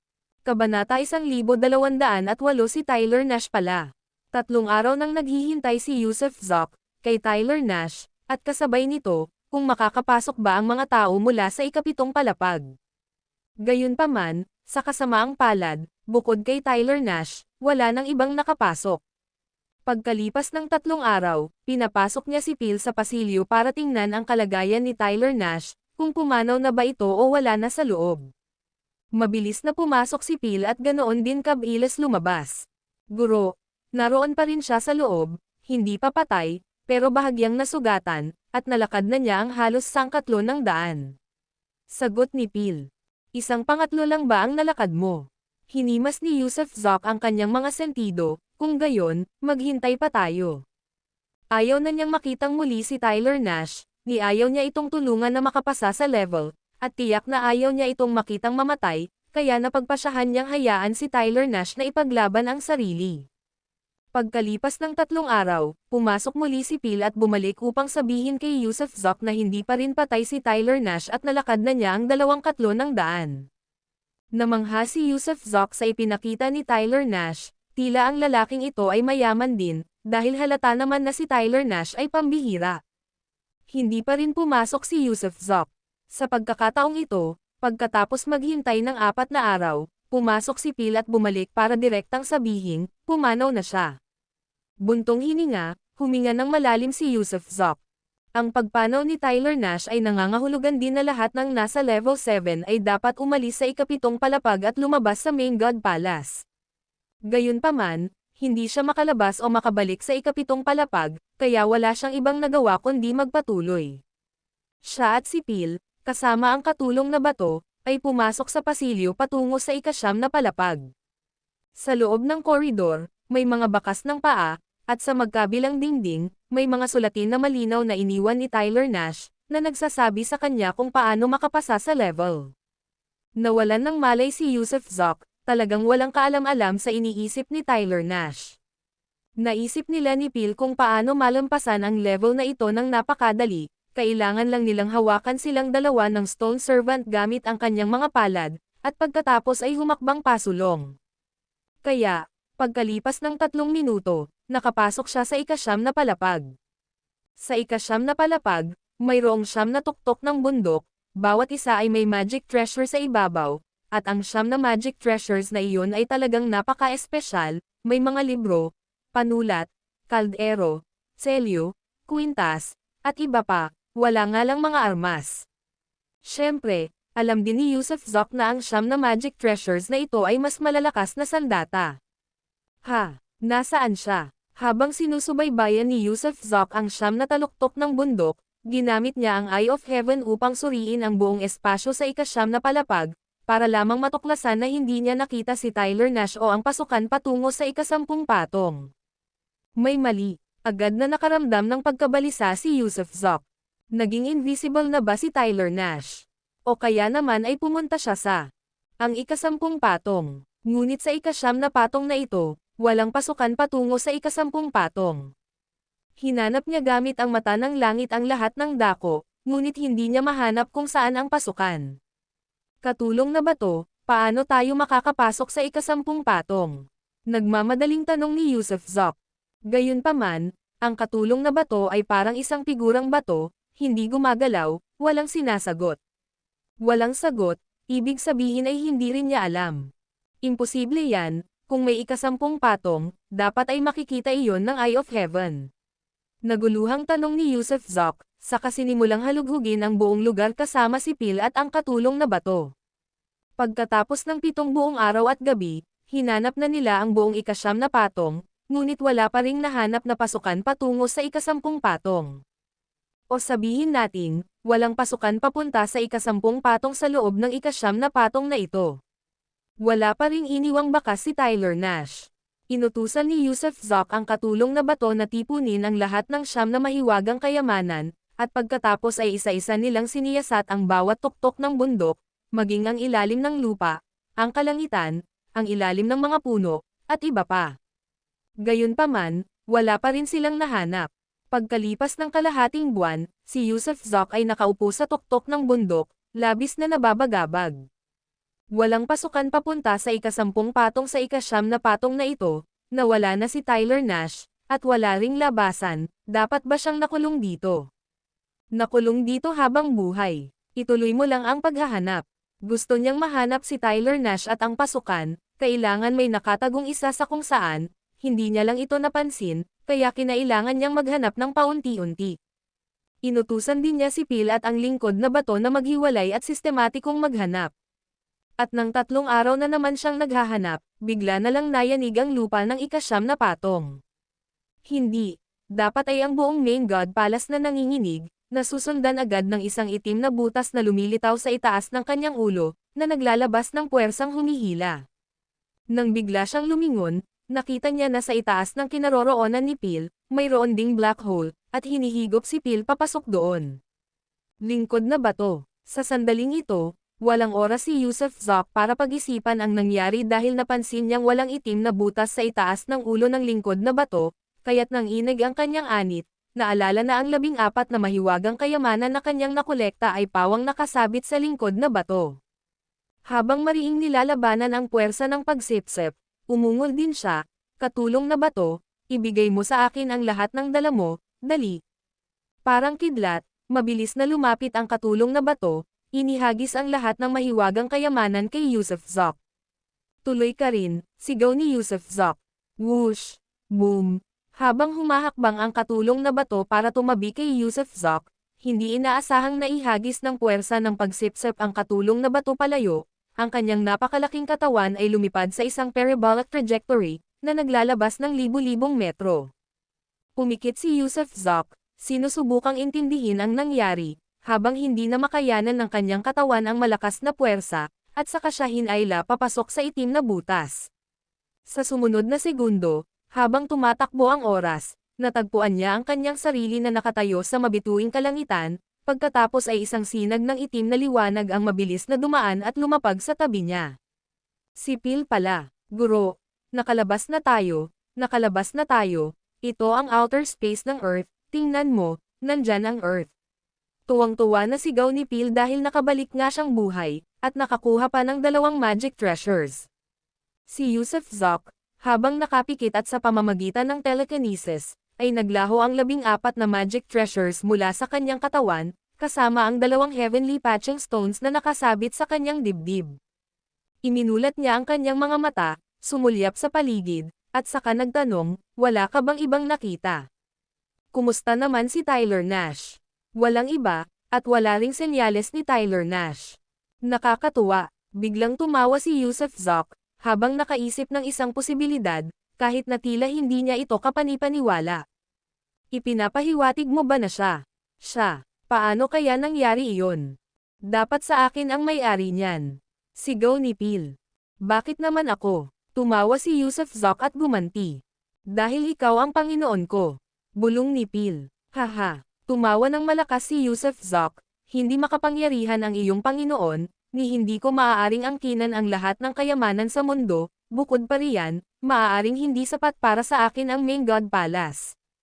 Kung gayon, ano nga ba ang iyong pamana, guro? Tanong ni Phil, habang nag-iipon. Ang video na ito ay edited by Urban Storytelling. Kabanata 1200 at siyam na pagbabalik sa sekta ng Campbell. Parehong nahulaan nina Yusuf Zok at peer na si Tyler Nash ay nakatanggap ng malaking kayamanan, at malamang na nakamit pa nga ang pagkilala ng main God Palace. Tunay ngang naawa si peer kay Yusuf Zok, iniisip na isang kahihiyan ito, ngunit si Yusuf mismo ay hindi nagtimkim ng kahit kaunting inggit o selos. Dahil sa puso niya, walang mana mula sa main God Palace ang lubos na makakatalo sa sarili niyang mana na purple blood beads, dahil ang mga purple blood beads ay tunay na kakaiba. Kapag ang mga purple blood beads ay umabot sa 100, tiyak na madudurog nila ang lahat, kasama na ang tinatawag na main God na ito. Siyempre, alam din niya na kung talagang matatanggap ni Tyler Nash ang mana ng main God Palace, magiging isang mabigat na kalaban siya sa hinaharap. Gayunpaman, hindi siya masyadong nag-alala, kahit nabaliw si Tyler Nash, taglay pa rin niya ang pagkatao, ang kanyang personalidad ay sadyang kakaiba. Nagpatuloy ang lahat ng bagay sa mundo gaya ng dati, kasama sina Devon King, Luciano, at ang haligi, maging sina Jerome Hart, Isaac Quintana, at Ross Trujillo, na pawang naroon pa rin. At tila bumalik na sa normal nitong paggana ang kaayusan ng daigdig, lahat ay nasa tamang lugar na. Mananatili ka ba, o sasama ka sa akin? Tinipon ni Yusuf Zok ang lahat bago prangkang nagsalita. Alam din niya na malamang, marami ang pipiliing manatili. At nga pala, gaya ng inaasahan niya, pinili ng lahat maliban kay Rafael Case na manatili. Hindi sila umakyat, kaya hindi sila mga immortal, na nagpapahintulot sa kanila na gumalaw ng walang pigil sa lupa. Bukod dito, sila ay may partikular na kaalaman tungkol sa Immortal Realm. Kahit na umakyat sila sa Immortal Realm balang araw, hindi sila magiging walang kaalam-alam, maaari pa rin silang umunlad sa Immortal Realm tulad ng mga isda sa tubig. Hindi pinilit ni Yusuf Zok ang sinuman sa pagkakataong ito, bawat isa ay may kanya-kanyang buhay, kanya-kanyang landas. Totoo ito para kina Ross Trujillo, Isaac Quintana, Jerome Hart. Hindi siya sinundan ng tatlong ito noong mga nakaraang araw, ngunit ngayon ay nakamit na nila ang pinakamalaking tagumpay. Kaya marahil sa pamamagitan ng pakikipaghiwalay sa kanya, mas mabilis silang lumago. Baka balang araw ay malampasan pa nila siya. Siyempre, alam din ni Yusuf Zok na kapag naghiwalay na sila sa pagkakataong ito, sino ang makakaalam kung kailan sila muling magkikita, kung sakaling sa buhay nilang walang hanggan. Sa loob ng 10 buong araw, namuhay si Yusuf Zok ng may pagpapakasisa kasama ang lahat sa Pier Manor. Pagkalipas ng 10 araw, sinamantala ang oras na lasing ang lahat, tahimik siyang umalis kasama sina Pier at Rafael Case. Ngayon, sa loob ng kanyang asol na dagat at ulap na langit, ang kanyang mga asawa na lamang ang natitira. Guro, saan po tayo pupunta? Maginhawang nasisiyahan si Rafael Case sa buhay sa mundo nitong mga nakaraang buwan, kahit na atubili, ngunit wala siyang ibang magawa kundi ang umalis dahil isa siyang immortal at hindi maaaring mabuhay ng matagal sa mundo. Natural, babalik muna tayo sa Immortal Realm. Kayong dalawa ang mauna sa Blue Sea at Cloud Sky, sagot ni Yusuf Zok kasabay ng isang malamig na tawa. Kailangan niyang hanapin si Paisley Kirk pagbalik niya sa Immortal Realm. May mga tao rin siyang gustong patayin. Ilang sandali pa, sina Rafael Case at Pier ay pumasok sa Blue Sea at Cloud Sky, at pagkatapos ay tumangala si Yusuf Zok sa langit. Para makabalik sa Immortal Realm, ang kailangan lang niyang gawin ay punatin ang kawalan at tumalon pabalik. Madali lang ito para kay Yusuf Zok ngayon. Natahimik siya sandali, pagkatapos ay lumingon upang muling sumulyap sa direksyon ng daigdig bago marahas na hinampas ang kawalan gamit ang dalawang kamay. Buwash! Ugong! Ugong! Ugong! Walang tigil na nanginig ang kawalan, at pagkatapos ay isang bitek ang napunit. Sa loob ng bitek na iyon ay umiikot ang kadiliman at makapal na kidlat. Sa mga patong-patong nito, ang bawat sapin ay kumakatawan sa isang hindi kilalang patag. Ha! Ayan! Matapos mag-obserba sandali, mabilis siyang nakakita ng kaunting liwanag sa gitna ng mga patong-patong ng hindi kilalang mga eroplano, isang liwanag na naglalabas ng isang aura, ang aura ng Immortal Realm. Walang pag-aalinlangan, diretso siyang tumalon patungo sa kislap ng liwanag na iyon. Whoosh! Sa isang iglap, habang nagbabago ang mga kaharian, nakaramdam siya ng paggan sa kanyang katawan, pagkatapos ay nakaramdam ng isang aura na matagal nang hinahanap-hanap. Ito ang Element World, ang mundong kanyang narating noong mga nakaraang taon. Ito ba ang palengke? Malapit lang ang lugar na ito sa Camblesec. Nang mapagtanto niya ang kalagayan ng paligid, nagulat si Yusuf Zok nang malaman niyang hindi pala ito kalayuan sa Camblesec. Sa katunayan, nakapunta na siya sa palengkeng ito dati. Nang maisip ni Yusuf Zok ang Camblesec, naalala niya ang gawaing ibinigay sa kanya ni Landon Torres, ang maghanap ng paraan para maging sect master ng Campbell, at pagkatapos ay magkaroon ng pagkakataong mapalapit sa diagram na 5-element Skylock. Oras na para tapusin ang gawaing ibinigay sa akin ni Landon Torres. Ang laki ng naitulong niya sa akin, kailangan ko siyang tulungan na makuha ang diagram ng 5-element Skylock. Matapos mag-isip ng ilang sandali, biglang pumihit at nagbago ang katawan ni Yusuf Zok, at ilang sandali pa, nakakagulat na naging si Rafael Case siya. Tama, nag-transform siya bilang si Rafael Case, at pagkatapos ay casual niyang pinunit ang kanyang damit, na nagmukhang marumi at gaskosen. Ang dahilan kung bakit siya naging si Rafael Case ay dahil ayaw niyang takutin ang kanyang mga kaaway. Kung alam lang ng mga immortal ng Immortal Realm na buhay pa si Yusuf Zok, tiyak na tatakas o magtatago ang mga dakilang emperador na iyon. Kung gayon, mahihirapan siyang hanapin ang mga ito. Di nagtagal, nakarating siya sa Camblesec, at si Yusuf Zok ay mayabang na pumasok sa loob. Walang pumihil sa kanya, kahit ang ilan na nakakilala kay Rafael Case ay tumingin sa kanya ng may pagkamangha. Gayunpaman, pagpasok niya sa mga tarangkahan sa bundok ng Camblesec, biglang may dalawang guhit ng liwanag na dumating mula sa malayo at agad na lumapag sa harap niya. Ang dalawang tao ay walang iba kundi si Jack Gardner, ang Alchemy Dean, at ang Vice Dean. Malawak ang naging relasyon ng dalawang ito kay Yusuf Zok noon. Pero ngayon, nang magkita silang muli, pareho silang nagtitigan ng may malalaking mata dahil kahit na binago niya ang kanyang hitsura kay Rafael Case, ang kanyang cultivation realm ay katulad ng sa isang Great Emperor na nasa ikalimang baitang. Tama, nakamit na niya ang ikalimang baitang. Sa kabilang banda, si Jack Gardner ay nasa antas lamang ng Immortal Monarch, at ang Vice Dean ay isa lamang Profound Immortal. Hindi sila mga anak ng paglikha at hindi rin sila nakatanggap ng malaking kayamanan, kaya natural lang na hindi sila magsasaka ng mabilis. Binibigyan ng respeto ni Disipulo Rafael Case ang kanyang Panginoon at ang kanyang lola.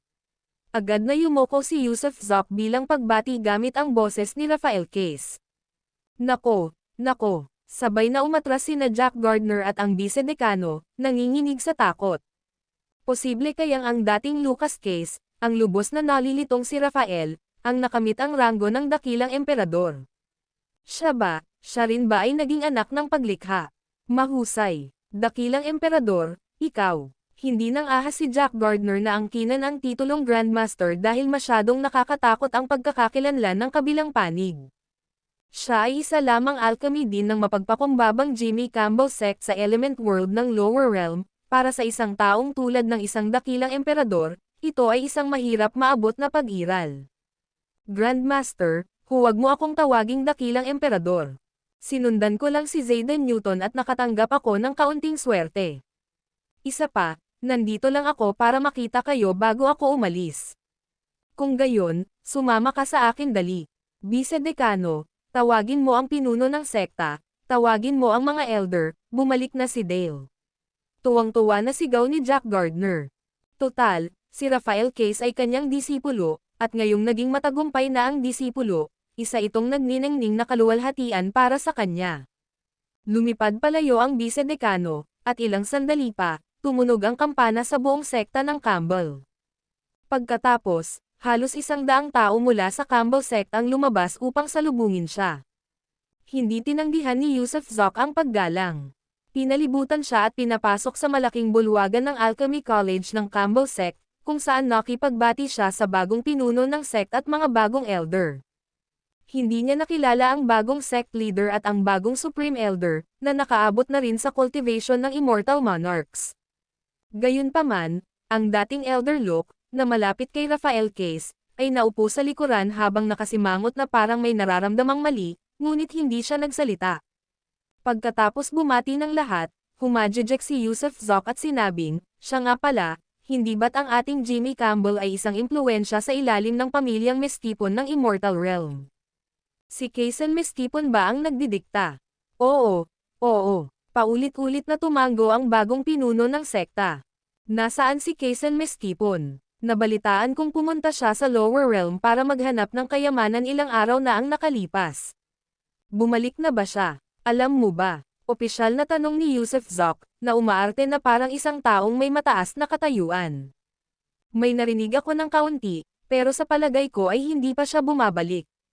Hindi pa bumabalik, pinaikit ni Yusuf Zok ang kanyang mga mata. Sa lohikal na paraan, ang mga pumasok sa Main God Palace ay dapat na mas nauna sa kanya ng ilang araw, kaya dapat ay nakabalik na sila sa Immortal Realm, tama ba? Alam ni Yusuf Zok na ang mga taong ito ay walang gaanong kahalagahan, marahil ay hindi makapagbigay ng anumang konkretong impormasyon, kaya dumiretso siya sa punto. Isang kislap ng kaalaman, at ang sining ng pagkontrol ng isip ay direktang sumugod sa kaluluwa ng bagong pinuno ng sekta, tahimik at hindi napapansin. Pinuno ng sekta, may alam ka ba tungkol sa diagram ng 5 Elements Skylock? Ang video na ito ay edited by Urban Storytelling. Kabanata 1210 Pamilyang Mestipon. Grandmaster, alam mo ba ang tungkol sa 5 Elements Skylock chart? Tahimik na kinontrol ni Yusuf Zok ang bagong Grandmaster, at walang sino man ang nakaramdam na ang bagong Grandmaster ay naging isang puppet na lamang. Total, masyadong mababa ang antas ng cultivation ng mga naruroon. Alam ko, ang bagong Grandmaster ay may apelyido ring Mestipon at nagmula sa pamilyang Mestipon. Tila ngayon, ang pinuno ng Campbell sect ay dapat palaging isang Mestipon. Hindi ito ganito dati, pero ngayon ganito na. Kung gayon, sabihin mo sa akin, nasaan ang chart ng 5 Elements Skylock? Mahinahong tanong ni Yusuf Zok. Dalawang bagong Supreme Elder ang nagmamadali sa sandaling ito, ang tungkol sa 5 Elements Skylock chart ay isang malaking sikreto ng kanilang pamilya, na hindi dapat malaman ng mga tagalabas.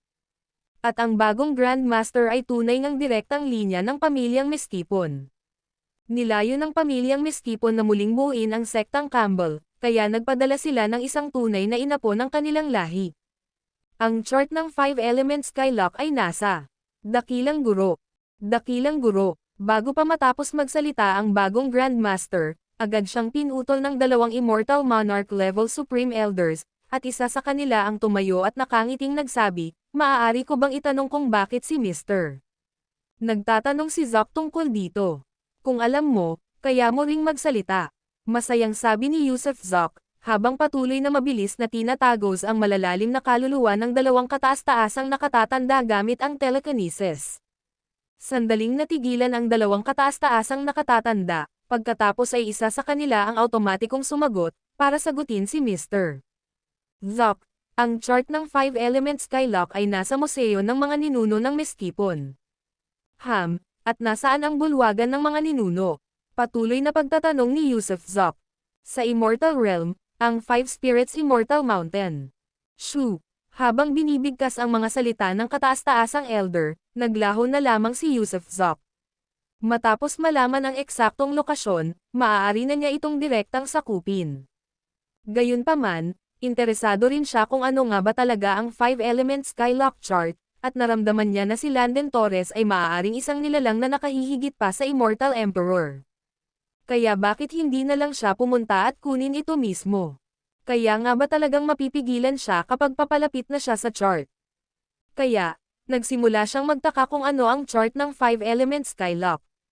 Pagkatapos ng ilang pag-akyat at pagbaba, mabilis na dumaan sa mga porma sayon ng teleportasyon, nakarating siya sa Immortal Realm. Sa loob ng Immortal Realm, mayroong mga Immortal Mountains sa lahat ng dako, at bawat bundok ay naglalaman ng isang Immortal Mansion.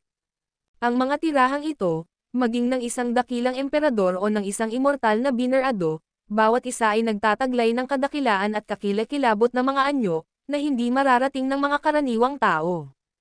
Habang nasa daan, may nahuli si Yusuf Zoc at tinanong ang lokasyon ng 5 Spirits Immortal Mountain at saka nagpatuloy sa kanyang paglalakbay.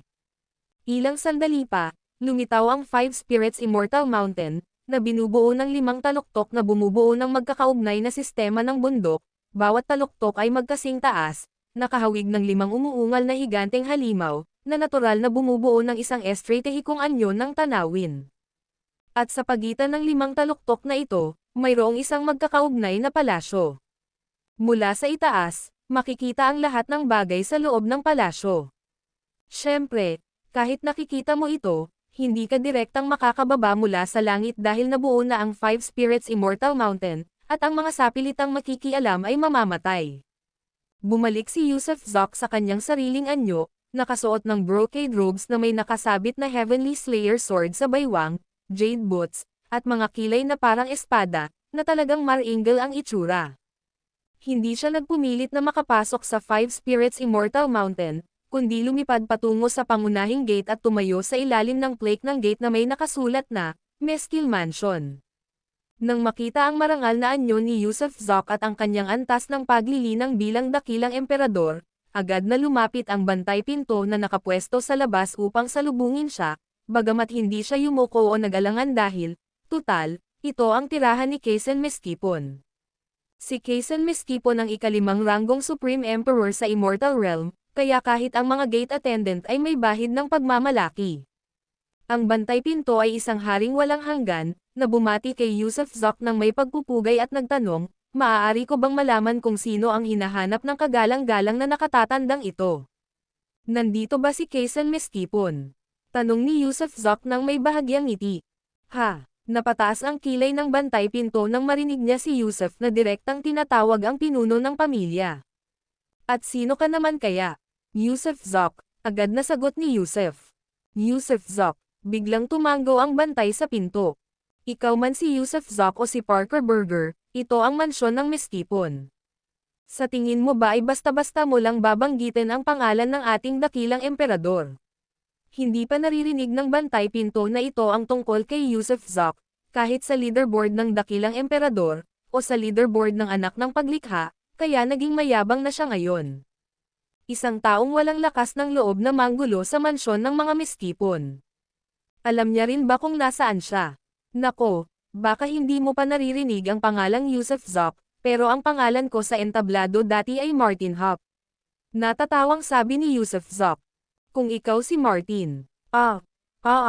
Hindi pa tapos magsalita ang bantay pinto nang tila may samakal sa kanya.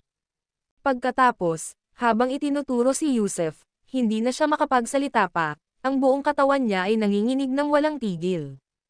Hindi pa rin alam ang balita ng pagkamatay ni Martin Hop sa Immortal Realm, dahil hindi pa talaga bumabalik ang mga dakilang emperador, kaya si Martin Hop, bilang numero 1 sa leaderboard ng anak ng paglikha, ay isa pa ring kahangahangang presensya sa Immortal Realm. Nakuha mo na ba yan sa pagkakataong ito? So, pwede akong pumasok ng walang problema, di ba? Ngumisi si Yusuf Zok. Noon, hinabol ako ni Kaysen Mestipon, kasama si Leilani May at 3 pang iba, at muntik na akong mamatay sa mga kamay niya. Nasa bahay ba siya? Tawagin mo siya para makipagkita sa akin. Kasabay ng isang iglap, tumakbo palayo ang bantay pinto, mabilis na bumalik sa mansyon ng Mestipon at saka padabog na isinara ang mga pinto. Ilang sandali pa, tumunog ang isang alarm bell sa loob ng Mestipon Mansion, at pagkatapos ay kumalat ang nagliliwanag na liwanag sa kalangitan sa itaas ng mansyon habang pinapagana ang big array. Kasabay nito, may isang taong nakatayo sa itaas ng gatehouse. Isa itong binata, mga 17 o 18 taong gulang, na mayroon ding monarch-level cultivation. Ginoo, Yusuf, wala ang tatay ko sa bahay ngayon, bumalik ka na lang sa ibang araw. Ang binatang ito ay ang nag-iisang anak ni Kaysen Mestipon, si Flynn Mestipon, na isa ring batang mahiwagang nilalang. Wala sa bahay. Pinaikit ni Yusuf Zok ang kanyang mga mata. Hindi pa talaga siya bumabalik. Hindi pa nga bumabalik ang tatay ko galing sa lower realm. Ang pamilyang Mestipon ay nagkasala noon, at umaasa kaming mapatawad ninyo kami sa aming mga nakaraang pagkakasala. May inihandang mga regalo kami. Kasabay ng isang pagkislap, isang gintong bandehado ang lumipad palabas mula sa patio, na may lamang 3 superior immortal spirit stones. Umiling si Yusuf Zok at hindi tinanggap ang superior immortal spirit stones. Sa halip, nagsimula siyang maglakad pasulong at nagsalita habang gumagalaw, hindi ako narito para pumatay ng kahit sino ngayon. Wala tayong sama ng loob o puot, kaya papasok lang ako para kumuha ng isang bagay at pagkatapos ay aalis na ako. Habang sinasabi niya ito, bigla niyang iwinasiwas ang kanyang espada. Kasabay ng malakas na ugong, agad na nabasag ang gatehouse ng Mestipon Mansion, at nagiba ang protection na porma sayon ng mansyon. Si Flynn Mestipon ay itinapon sa looban ng napakalakas na sword chi. Ang lakas ng loob mo. Ano sa tingin mo ang ginagawa mo? Swoosh swoosh swoosh swoosh. Ang ilan sa mga tagapagtanggol ng pamilyang Mestipon ay mga dakilang emperador, at mayroon pang ang ilan sa mga nasa ika-9 na baitang, kaya tumayo sila sa unahan, bawat isa ay humuhugot ng kanilang mga espada upang protektahan ang batang Panginoon. Siyempre, walang nang-ahas na sumugod. Minsan nang sinampal ni Zayden Newton na ito ang mukha ni Joseph Schwartz sa harap ng maraming dakilang emperador at nakatakas, isang mahusay na eksperto na nakaiwas sa pagkabihag sa pamamagitan ng pinagsamang pagsisikap ni Kaysen, Leilani May, at Landon Torres. Kaya, inakala nilang hindi sila kapantay ng anak ng paglikha na ito. Ang Ancestral Hall ng pamilyang Mestipon. Habang sinusuri ni Yusuf Zok gamit ang kanyang telekinesis, nakita niya ang lokasyon ng Ancestral Hall, na matatagpuan sa hilaga ng mansyon ng pamilyang Mestipon, sa loob ng isang hiwalay na patio at ang mismong bulwagan ay naglalabas ng isang kahangahangang aura na kahit ang kanyang mga telekinesis ay hindi makatagos. Hindi niya pinansin ang mga miyembro ng pamilya Mestipon at humakbang patungo sa Ancestral Hall, iniwasiwas muli ang kanyang espada para basagin ang mga depensa ng bulwagan bago pumasok. Gayunpaman, sa sandaling pumasok siya sa pasilyo, agad na nagbago ang espasyo sa loob. Walang silid o anumang mga tableta ng ninuno, sa halip, ang sumalubong sa kanya ay mga bagyo, kidlat, apoy, ice silang, at mga lindol. 5 uri ng supernatural na enerhiya ang agad na bumalot sa kanya.